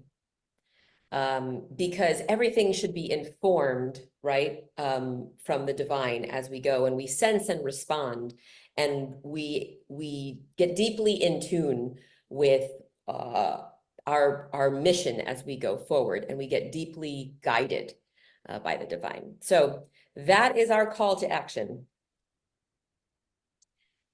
Okay, so how do you all plug in? So at the moment, we have 4 ways to engage, and this is going to change. It's going to be in flow. So I might come on this show 2 months from now, and maybe there's 6 ways to engage. And so we are really just, it's all unfolding so beautifully. And all of the great ideas that were captured at the wave will all be, you know, kind of considered and put in motion. And so there may be many, many on-ramps, you know, into this movement. And I think at some point, someday, really, people will determine what their own on-ramps are, and they'll be creating the movement in their own lives. So let's start here. The first is simply to say, I am the Holomovement, and know what that means. So what we do have is on our website is a declaration of solidarity, which essentially means I believe in the principles of the Holomovement, and I am committing to see the whole, play my role, and co-create with soul. And in this way, really the possibilities are endless in terms of how you want to embody the Holo movement or are already. So our community, really so many of us are already in alignment with this, that really a declaration of solidarity honestly just builds the movement because it's a self-identifier. Then we have something a little kind of deeper in terms of involvement, which is to join the Holon community on Hilo. So Scott, you've heard of Hilo, I assume? Yeah, and I am part of the Hilo. I get the emails every day. I'm doing the Hilo thing. Doing the Hilo thing. And Deborah, I suspect you too. Me too. So Hilo is a platform for planetary well-being, and it's specifically been designed for collaboration. So now this was not designed by anybody on the team per se, but the whole point of the Holo movement is really to have those that are doing something that are really good at what they do kind of come in and offer their genius. And so the folks at Hilo have offered their genius in the way of this platform, and it's going to allow us all to collaborate in a really unique way. Now, this slide may be a little overwhelming for some folks. It is in tech geek language, or what Jeff Ferret calls nerdish. But this is sort of an overall summary of the major functionality on Hilo. So by holonic architecture, it just means that everybody has, sort of there we go. That sort of has its own holon. A little circle represents your holon, and a holon is a group of 3 or more people that are dedicated to a cause. So if you get together with 2 of your neighbors and you decide to run a community garden in your neighborhood, you can be a holon. If you already have a major network, like Reverend, Deborah has, the ELs, the evolutionary leaders, that's an incredibly powerful network, right? So it could be as small as 3 people, or it could also be as large as 3,000 people who are already part of a group or a network. Unified conversations, so you can really create posts that are for very specific groups. You can, create a post that goes to everybody. You can create a post that only goes to people that are aligned with regenerative farming, or self-healing, or whatever that might be. You could have conversations around certain topics. And place-based tools out there on the end is a geographic map. So you could see where all of the other holons are, and you could also check what's in your neighborhood, what's in your city, or you're traveling and you're in Dubai. Well, what's over here that has to do with self-healing, and can I connect with those folks here? So this platform is all about deepening relationships and building trust. So it's very different from your existing social media platforms. I mean, how many of us want to go onto Facebook and just offer everything we have, right? It just doesn't feel like a very safe place to do that. But when a community has been built specifically around trust, we feel more able to give. We feel more able to offer without necessarily demanding something in return. And so that's what Hilo is really all about, is we give first, and we know that giving is going to support the whole. And then at some point, when that whole benefits, we benefit. And it's also a circle of trust in that, good things all come around. So that's what we are building on Hilo. And as you can see here, the Holomovement is just one of many communities already using Hilo.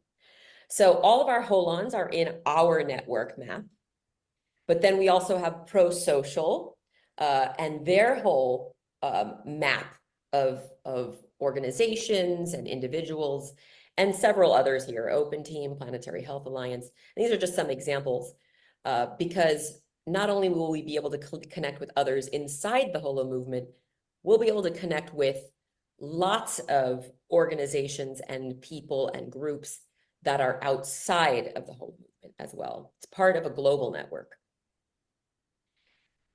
So I just wanted to give you a little bit, of an inside scoop. I put some screenshots in here so people can actually see what the platform looks like. So you'll see here on the left is the big menu of everything that you can do once you're in there.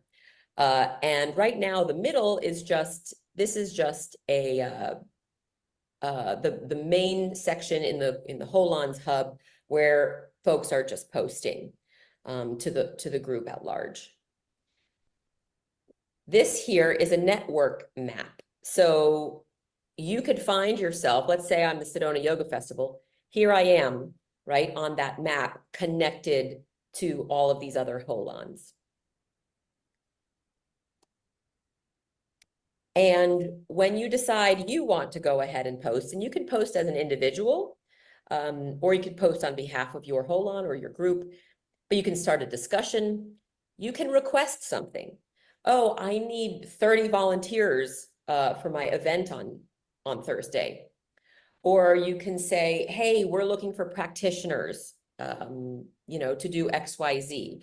Or I need help with a press release, or, really anything. An offer, of course, is anything that you could offer at this moment. A resource is maybe something that you have that would benefit folks. You have a whole toolkit on I don't know, give me an example of a toolkit that we might be offering. Social media. Sure. Right. How to increase your impact through social media. Let's say that somebody already is has a gift in that area, and they have a database of information, or a PDF guide, or whatever it might be that they have that everybody else would benefit from. Right, or like a guide to regenerative agriculture. Exactly. I mean, here at Illuminate, even a resource. What are the top 10 conscious films of all time? According to Illuminate, right? Just all of us have so many gifts to offer in the way of resources. So you could also start a project, you can create an event, and that event, of course, you would be able to promote throughout the system. So it's another great marketing outlet. And you could also create a group. So these are all the main functions that you can perform in Hilo. So I will say that, just like all other technology, it's really simple for some and very difficult for others, depending on how much you like technology. And so what we have done is we have created, this is Yasmin's role, is to really help facilitate the community building on Hilo. So she has 3 calls per month. So one of the calls will be a welcome experience. Folks who are new to Hilo, who have lots of questions, who want to see who else is joining, what they're doing, all of that. The ripple effect is for those who are now in there and they want to meet others and they want to actually start exchanging and collaborating. So people with asks and offers and resources are all going to be on that call, so that really that will be facilitated by the Holomovement. And then the third call is actually offered by the Hilo team, not the Holomovement team. And they are talking about the functionality in high-low and what's coming next, because they're developing it continually. So if they feel like we all want to see a way to do this, or a way to do this, or we want a button here, or we want it to be able to give badges and tokens, or then they listen, and then they actually create that functionality. So that's what that call is all about. And also to kind of cross-pollinate between the networks. So between Holomovement and Pro-Social, or Holomovement and some of the other networks. So the third option is by enrolling in one of the Holomovement programs, which at the moment, there are two. One is the monthly Holo Holders Prayer Circle. And if you are interested in, it's a very, it's the sacred component, right? So it's really holding I'm in that space. one. Yes. Well, Deborah, why don't you tell us a little bit about Holo Holders Prayer Circle? Well, it's a beautiful experience because it's led by the Holomovement Keeper of the Flame, whom you share with the evolutionary leader. She's our Keeper of the Flame as well, the magnificent Reverend Paulette Pipe. And it's only a half an hour call. So it's very simple to come on the call and be with like-hearted people and just rest in the silence of our shared intention. So I invite you all to join us. Thanks, Deborah. It really, really is beautifully led by our dear Paulette. Okay, and the Purpose Lab, which you've all just heard about. So those are two examples of programs that we're offering. But honestly, this is going to multiply in a big way because I sense that there's so many of you out there, just as there were so many at the Wave, that have programs that potentially the Holomovement can incorporate. So that you all can offer them to anybody that's part of the Holomovement. So we're looking forward to seeing what those programs, see those possible programs roll in. Okay, and last but never least, it's to become a partner. So everybody can exchange offerings and collaborate and, on high-low with each other. And, everybody's free to do that. But if any of you all are interested in becoming a partner and sort of co-creating something like a Purpose Lab or like a service, for example, that will maybe be built into the Holomovement network and be available to all Holons, then we invite everybody to submit their idea. So at the moment, we have invited all those who participated in the Holomovement Wave to submit a co-creative partnership proposal. And you could see that there's some criteria there. We want to make sure that any program that is proposed is immediately actionable, is resourced to some degree, is made better, of course, by collaboration, and truly benefits the whole. And, this is not an application for funding, but I know that we are really working on possibilities of collective finance and new models of monetization. So if there is something you have in mind with some possibly unique forms of funding, that might be something we would, really look at with you. I have a question, Danette. Does that also include events? Because I know you've already partnered with the Illuminate Film Festival, with the Sedona Yoga Festival, with maybe the Pioneers. Is that this also the way to propose that? Yes, absolutely. If there is an event where you're seeing some co-creation possibilities. So again, yeah, I know that that kind of we had quite a strong focus on events just out the gate, which was sort of a way to increase our awareness of the Holomovement in various different communities. And many of those were funded sponsorships. And I know that we are, for the most part, moving on from funded event sponsorships into more co-creative partnerships. So, you know, where it's not just necessarily here, we're going to, you know, fund something and you guys are going to get the word out. So moving into a more of a co-creative collaboration. Yeah, that makes sense. It sounds very exciting. Yeah. Okay. So if you would like to access, you know, all of these forms, and of course you want to jump into Hilo, go to that URL at the bottom here, which is holomovement.net/community. And maybe Scott, you would want to surf our way there, so that generally folks can see where to access all of this. Yeah, and well, one last thing. Oh, yeah. I was just saying, Rev Deb and I will do some surfing of the whole movement.net at the end of the show. Okay, great. So yeah, the community page is where everybody gets to find all of this. So you can surf your way, you know, to that as well.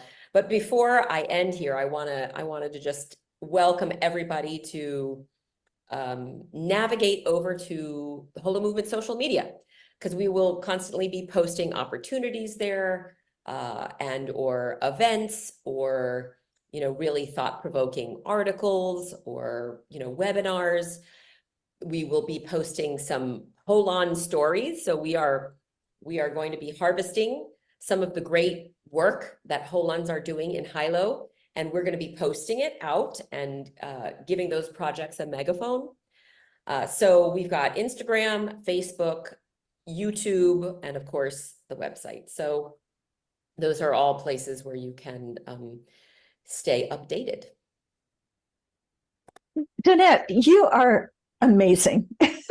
Yes. Amazing. I try not to overuse that word, but really, I'm so inspired by the quality of your work and your contribution to the team, and how much information you have brought together in a very clear way.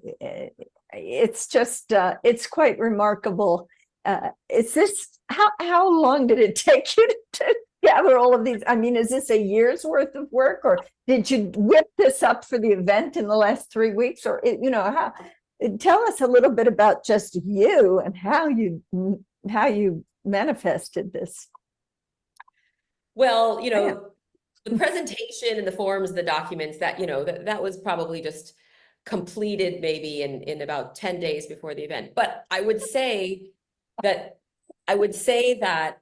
all of the work that we've done over the past year, just to really synthesize, you know, how the Holomovement is going to grow and how the Holomovement is going to expand.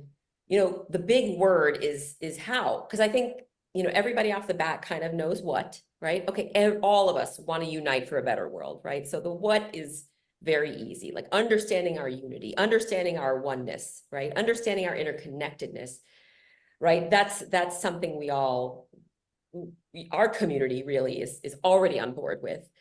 And so the big question is, well, then how?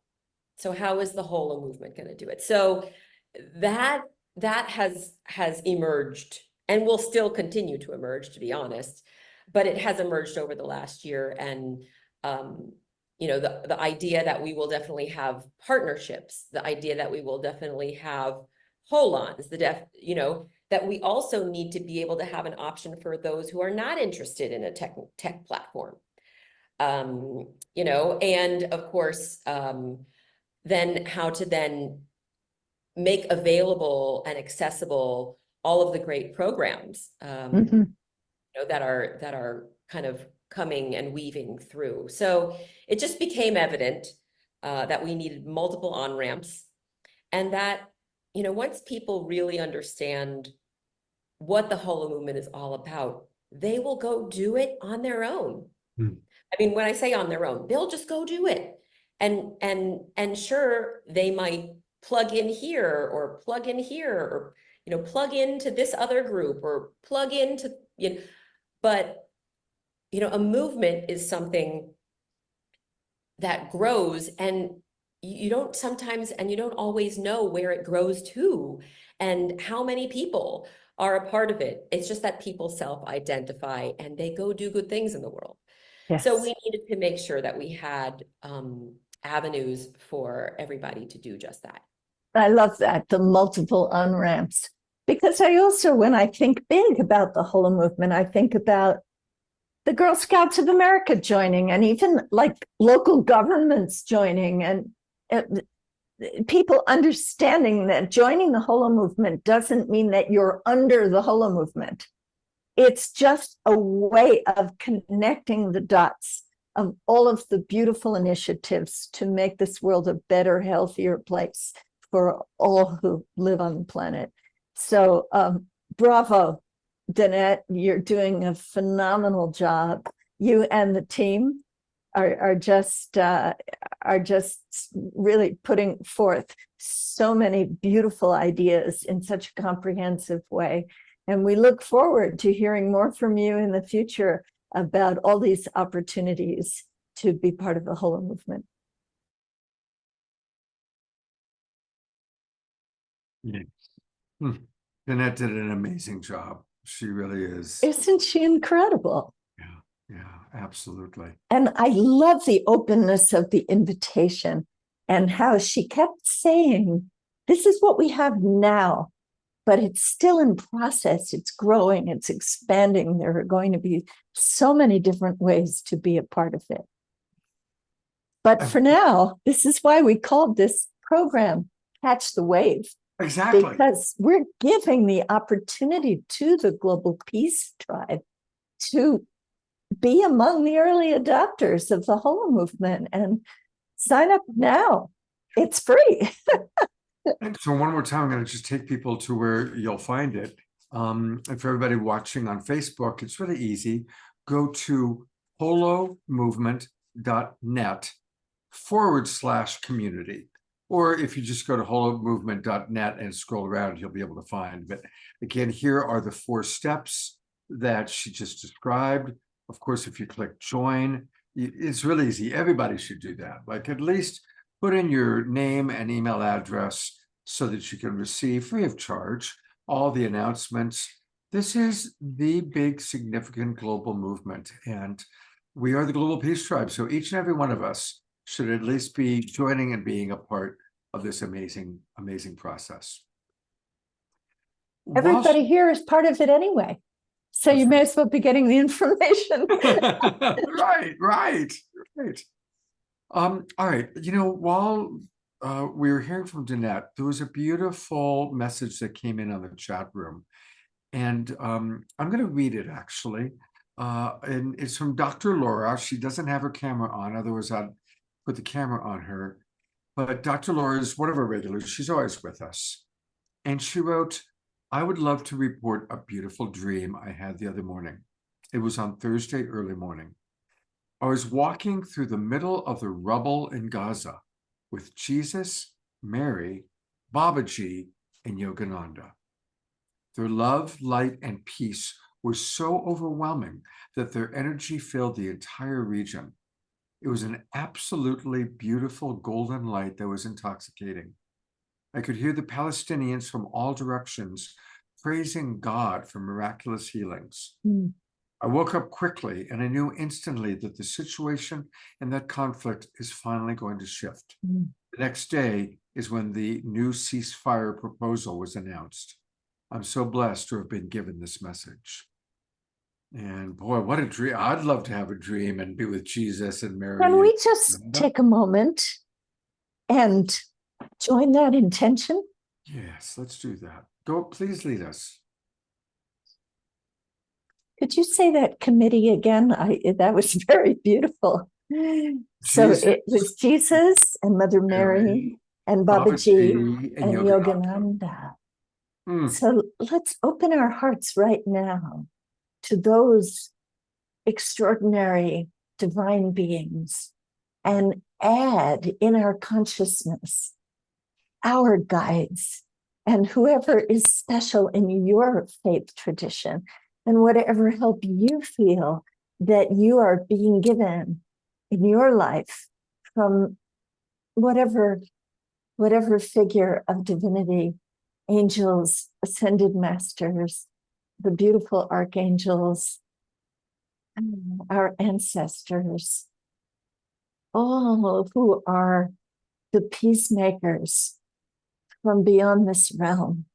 And let's call them all in and see them as she saw in her dream, shining their light over Gaza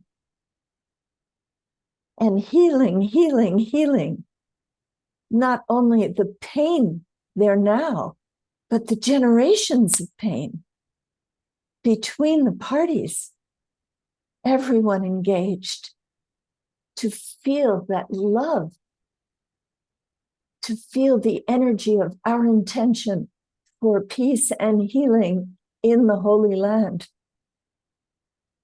Lighting that part of the world, the heart of the world,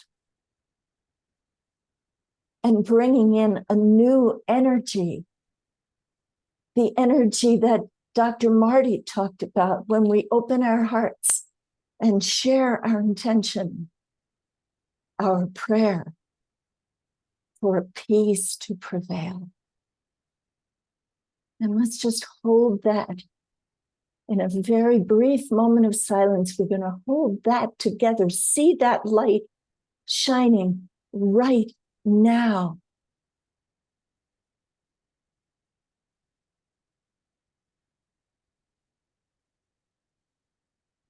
Because we know in our hearts that nothing is impossible.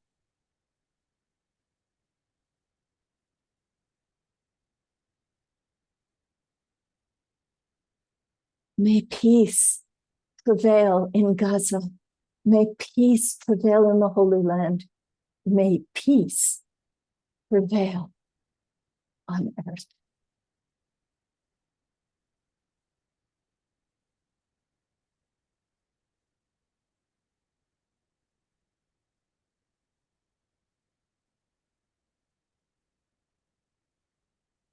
Thank you.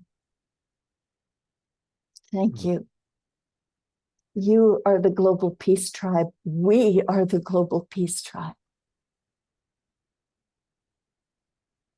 We can do what the politicians can't, and the armies can't. Thank you. I love that Dr. Marty came back on, and Omashar with that perfect background. Oh, Omashar, thank you. Thank you. You, Rev This is for all faiths.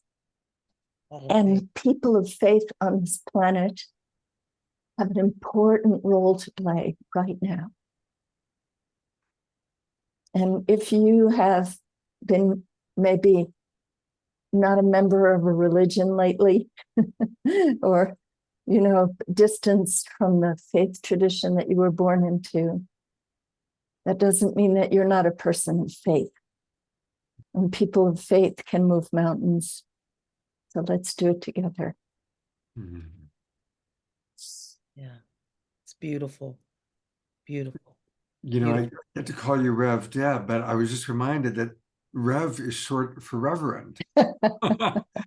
And Yes. how wonderful for you to lead us in this beautiful prayer. And, Thank you. And I am an interfaith minister, so this was right up my alley. Exactly.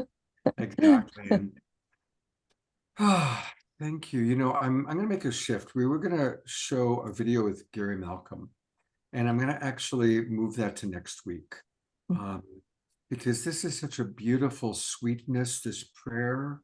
And I want us to maybe hear a little bit thoughts from Reverend Marty, and then we're going to actually go into a K.E.S. group healing experience And I just feel like Gary brings beautiful, dynamic, powerful energy, but I want to stay in Oh, this it'll be something for us to look forward It'll to. be something to look forward to because it's really And exciting. can I make just a little announcement? It's a little off topic before we Yeah, because we dive still into have our this. Global Peace Tribe announcements. So I, yes.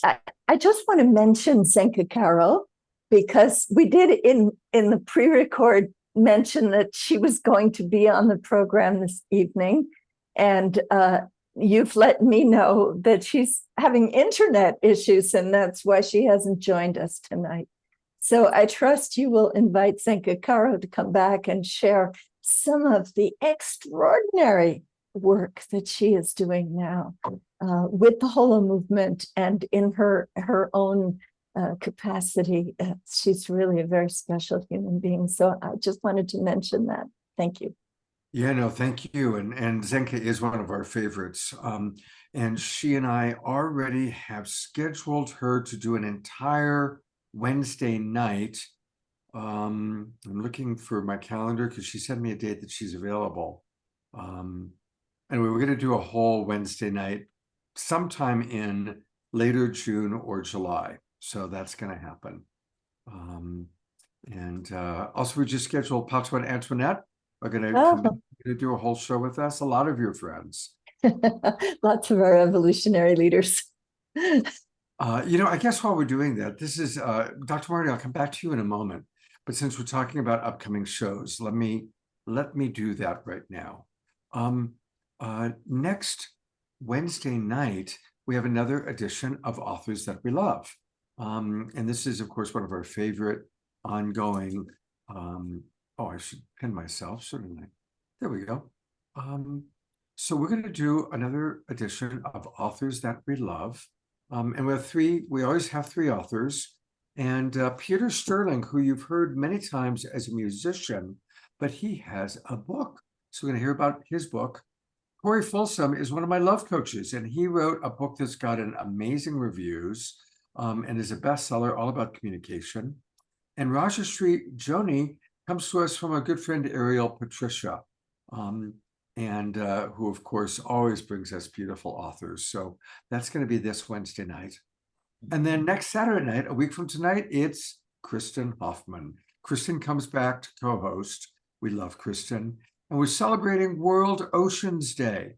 And we're going to have Keishi Chai and several of Kristen's friends. She's been very involved in ocean conservation for a very long time.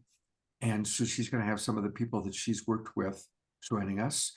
And we also are going to have a wonderful guest musical artist joining us. In addition, of course, we always have Omashar, thank goodness. But we're also going to have Kristen playing music and a very special guest joining us with some extra music. And we're going to have a K.E.S. healing next Saturday night with Maggie Rose. Maggie will be back doing K.E.S. healing. And we are going to have a K.E.S. healing tonight with Natalie. She's already in the Zoom room. So we're going to conclude with that tonight. Final announcement about upcoming shows is we are starting this film series that I'm doing with Lori Grace.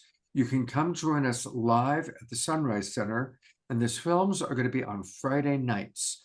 So starting next Friday night, June 7th at 7 p.m., you can join us live at the Sunrise Center. That's in Corte Madera in Marin County, California.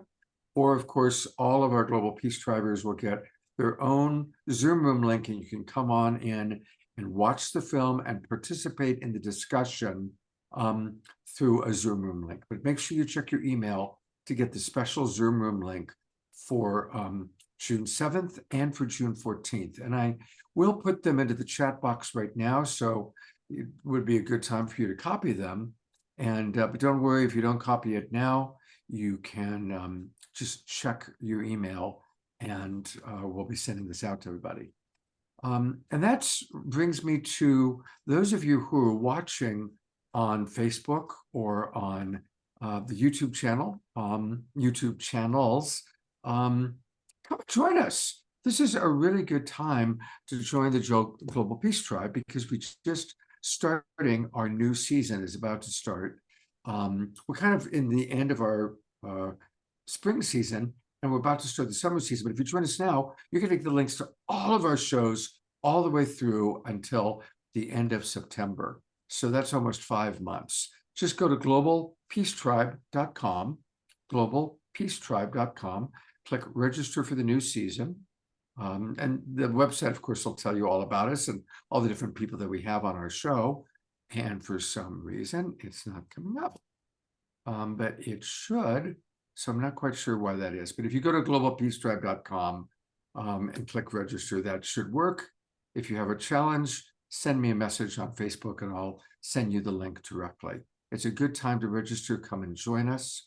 We have great shows planned every Wednesday night, every Saturday night, and now this film series that we're doing on a weekly basis. People have also been asking about Piper Dellums. She's going through some challenges, to be very honest. Her tumors are expanding and growing, so we really want to keep her in our prayers. But God bless her, even while dealing with the tumors, she has created a new video that we're going to play next Saturday night as part of our World Oceans Day with Kristen. Piper is amazing. So please keep Piper Dellums in your prayers.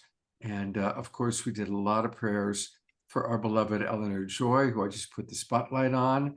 And it's so good to see her out of the hospital, moving and grooving and dancing to the music. We are going to have one last song for you all. So put on your dancing shoes, Eleanor Joy. And so we're going to do one more song from Omashar. But I want to hear from Dr. Marty. Any final thoughts, Dr. Marty, that you want to share? Then we'll hear from Reverend Deb, her final thoughts. And then we'll go to Omashar for a song, and then Natalie for a K.E.S. group healing. Dr. Marty. Sure. Thank you. What an amazing show tonight, Scott, as usual. One of the things that I do want to say, Scott, we can talk offline, but I would love to co-host with you maybe around August the 10th, because August 9th actually represents the 10th year anniversary here of the unrest in Ferguson. Here when Michael Brown Sr. was murdered in Ferguson. And the reason that I believe that this is important, because we are in a presidential election year, and just as things are just in heightening, I think we can kind of get out in front of some of the trauma of what we just kind of deal with all the time. And so let's talk offline about that, Scott, and see if me and you can come up with a special, justice show for that Saturday. That would be awesome if you think about that. The other thing is that as Rev Deb was ending her prayer, as we always say, may peace prevail on earth. It made me also think about someone who was featured at the Holomovement, and he asked a very simple question, and Reverend Deb, help me remember his name.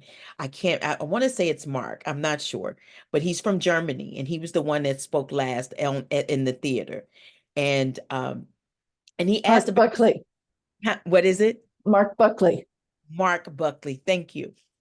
And I want to do a poll right now with those who are with those who are watching. I would like for you to just put in the chat, if you could. Could you tell me where you live? If you could just put in the chat, simply give you about 5 seconds or so, and just simply tell us where you live. They're coming in. They're coming in. They're coming in, Rev Deb.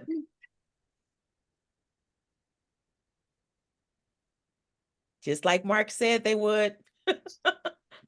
Look at how we've got Ecuador, Santa Cruz, Idaho, New York, Ohio, of course, California, Pennsylvania, Victoria, British Columbia. I mean, it's just, we really are truly a global peace tribe, which is very exciting. Rhode Island, New Jersey, British Columbia again. Switzerland. Awesome. Switzerland. Awesome. Colorado. Now, the reason that I don't want to, I don't want this to be a trick question, but in a sense, it kind of is.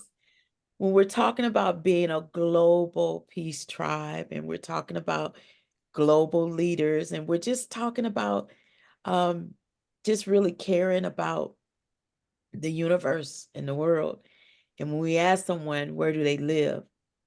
If we don't answer with the world,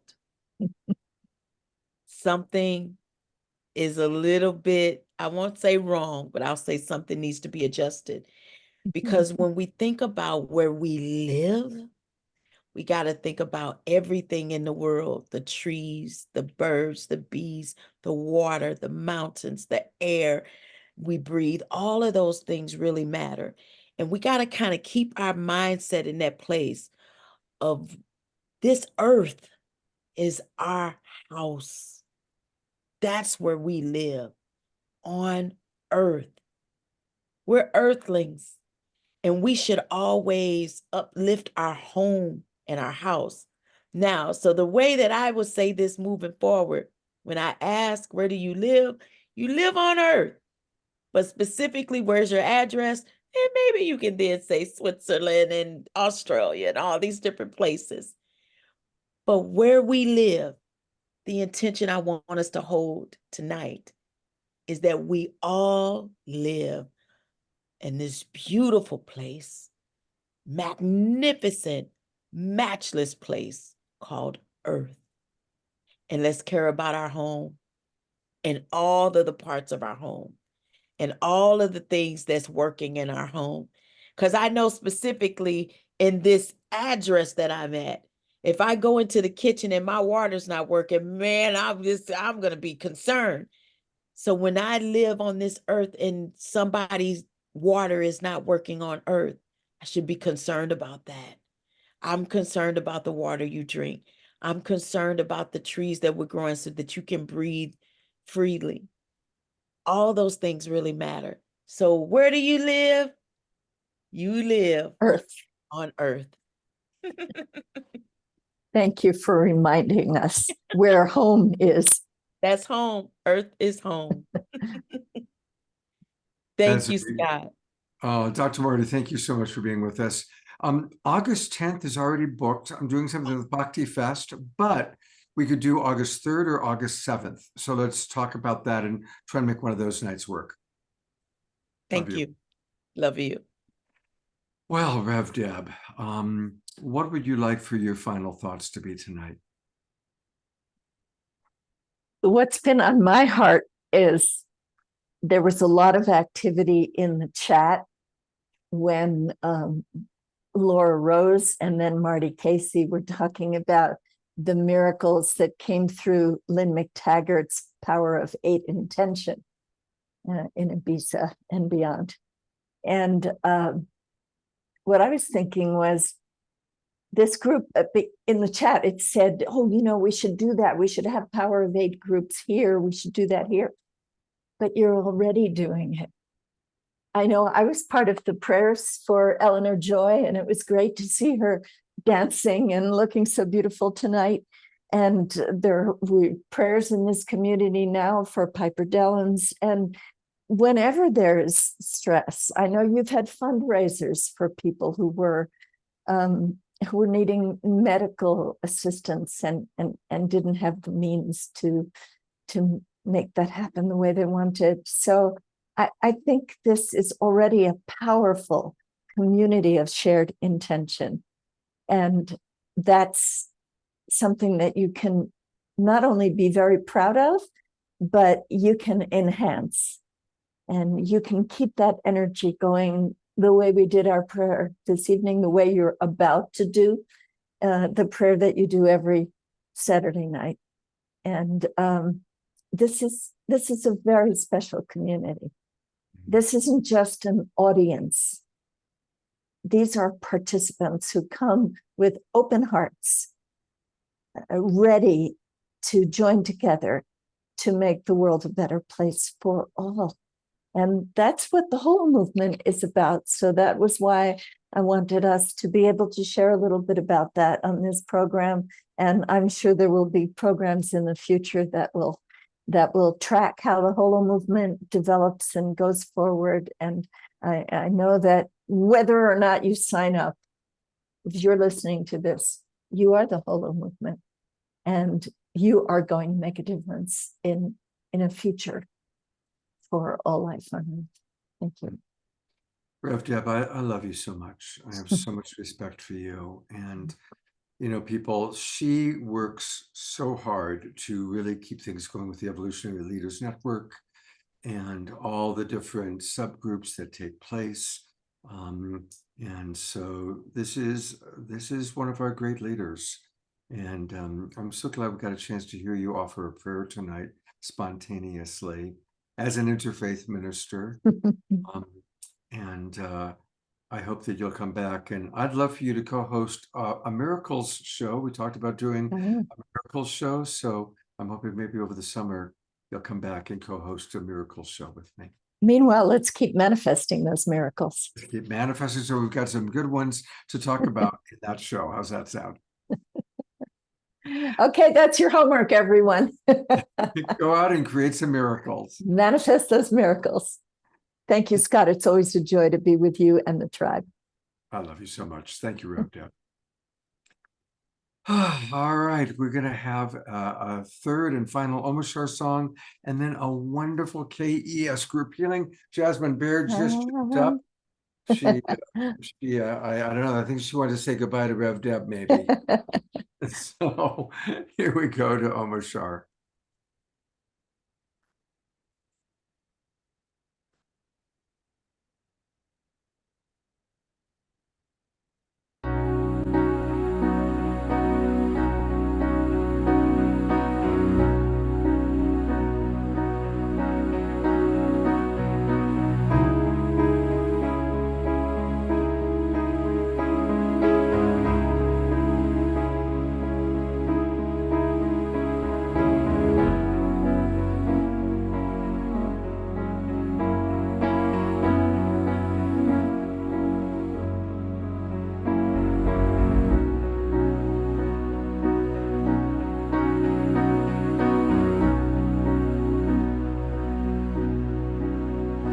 Songs about going home,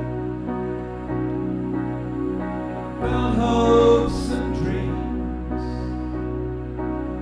the ones that open your eyes, yet you rarely realize what they undo with you. It's time to look where we're going and choose our destiny. It's our attitude in life that leaves us open to all kinds of things. This is the journey that you take when you're alone. There are others going with you, but you do it all alone. All you need is courage. Spirit is with you on the outskirts of shore, so there's no need to worry. No reason for fear. You will feel much lighter.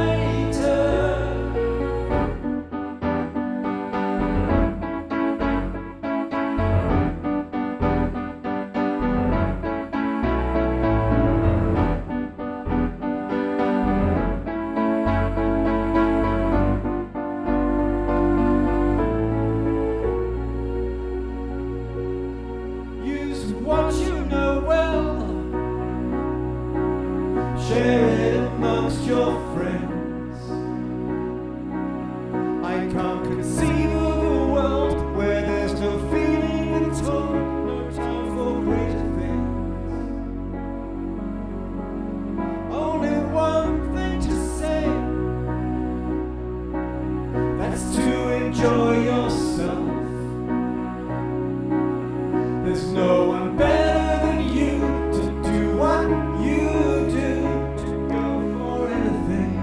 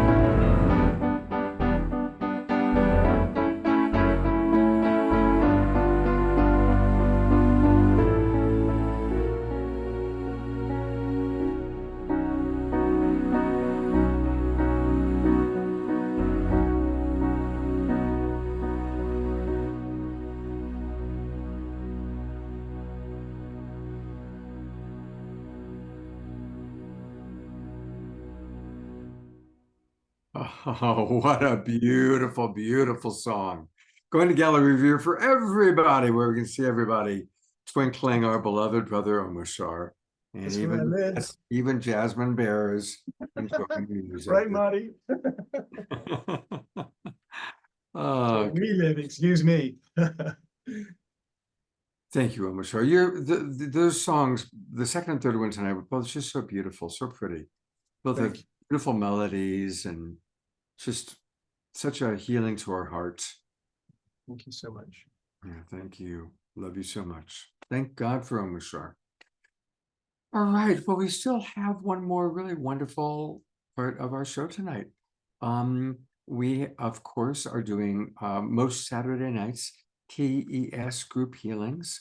And it is always such a pleasure to have Natalie joining us because she's coming all the way from Switzerland, which means that right now it is about 5:30 in the morning. So God bless her to get up that early to be with us. And welcome, Natalie. I so Thank you. appreciate. And she jumped in. Mia was going to be our person, and she had to leave yesterday. I'm here at the sanctuary of Twin Ray Land. And Mia had to leave yesterday to go to New York to be with her mother, who's probably in her final chapter of life. And God bless Natalie agreed to jump in. And so thank you so much, Natalie, for being with us. We love you and appreciate you very much. My pleasure. People are asking, did you stay up late or wake up early? I tried to sleep, but wasn't able to sleep, so I haven't slept much, but I've been awake. Well, thank you so much. Is there anything you'd like to share just to introduce anybody who's new? Because there's always new people watching. A little bit about Okay. the K.E.S. It is a healing journey. And it's set up for groups. It was channeled by Shikinama and Sananda Ji, and I don't know, it's just magical. So I think I'll make it simple. It has to be experienced. So. Absolutely. And I just want to invite everybody, you can get into a really relaxed place. Yes. Close your eyes, get ready. The experience lasts for a little while, usually about 30 or 40 minutes. It's kind of fun for me because I'm in their Twin Ray Sanctuary right now. They're right next door. And so kind of tuning into that vibe. And Natalie, of course, spent quite a bit of time here recently. Exactly. I'm in the Camelot room. I doubt they put you in the Camelot room. They probably No, I was in Lemuria. Of course you're in Lemuria. And of course, I'm in Camelot. They know how to put people in the right rooms. Things are perfect. All right, Natalie, I'm turning it over to you. Thank you so much. Thank you, Scott. Love you so much too. Okay. So center your presence in your heart.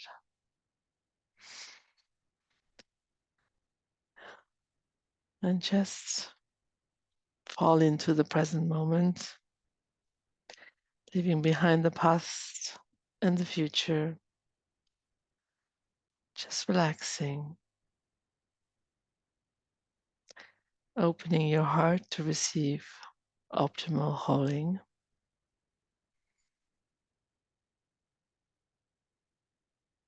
And we're going to start.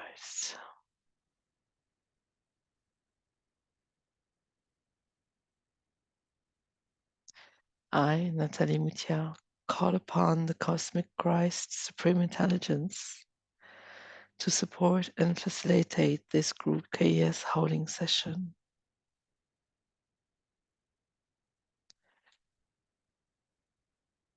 Asking permission from all receivers present and those to join later to receive this group holding with the highest good and divine grace for all involved. I request on behalf of everyone to become aligned for the duration of this session to the divine intelligence of the Christ energy system with grace, with ease, and with joy. I invite the cosmic Christ energies to connect with us now in the most appropriate way for all involved. May all that transpires in this microcosmic reflection of our group constellation support and uplift the ascension of the entire human collective and all sentient life. I also call forth the assistance of Divine Heavenly Mother and Heavenly Father presence to overlight this group holding container with pure unconditional love from the Most High. May all be known through this connection of pure love, so that this group holding session anchors with us in the most benevolent way. I call in beloved Shekinah Mind Sun Energy to create an even greater shift and accelerate the healing journey. Hosanna, Hosanna, Hosanna in the highest. Thank you, and so be it.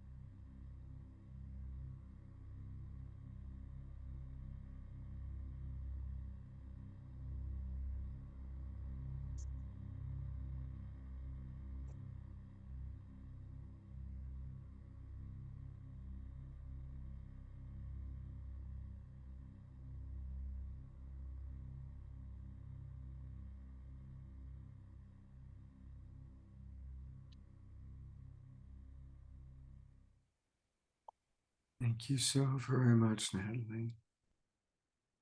You'll get a kick out of this. I looked outside just as Sanandaji was walking by and waved about 15 minutes ago, just before it got dark. So I took a screenshot of your doing this and sent it to the beloveds. So it was amazing. It's like the one moment I looked outside, there he was. Thank you so much for this beautiful way to conclude what was an incredible evening. And thank you for getting up. And I hope that you can go back to sleep now and maybe get No, I'm good. It was beautiful. I always enjoy it. Okay. All is perfect. You can also discover more about Natalie at her website, which is her name. She spells her name Natalie, Nathalie, and her last name is Moutia, Moutia. So if you go to nataliemoutia.com, NathalieMoutia.com, you can learn all about her. And it's a beautiful website where she talks about the sacred codes, her book, learn about her as a visual artist. She's a very, very special soul. I got to know her when she came out and spent a few months with us here in Ashland. And Jasmine Bear and that had quite the love affair, I got to tell you. You know, Jasmine Bear is she's got a good taste for people, and she and Natalie just were like glue. So thank you, Natalie. Thank you, Scott. So Thank much. you so much. Thank you for who you are in the And world. Omashar, thank you ever so much. It's always very beautiful.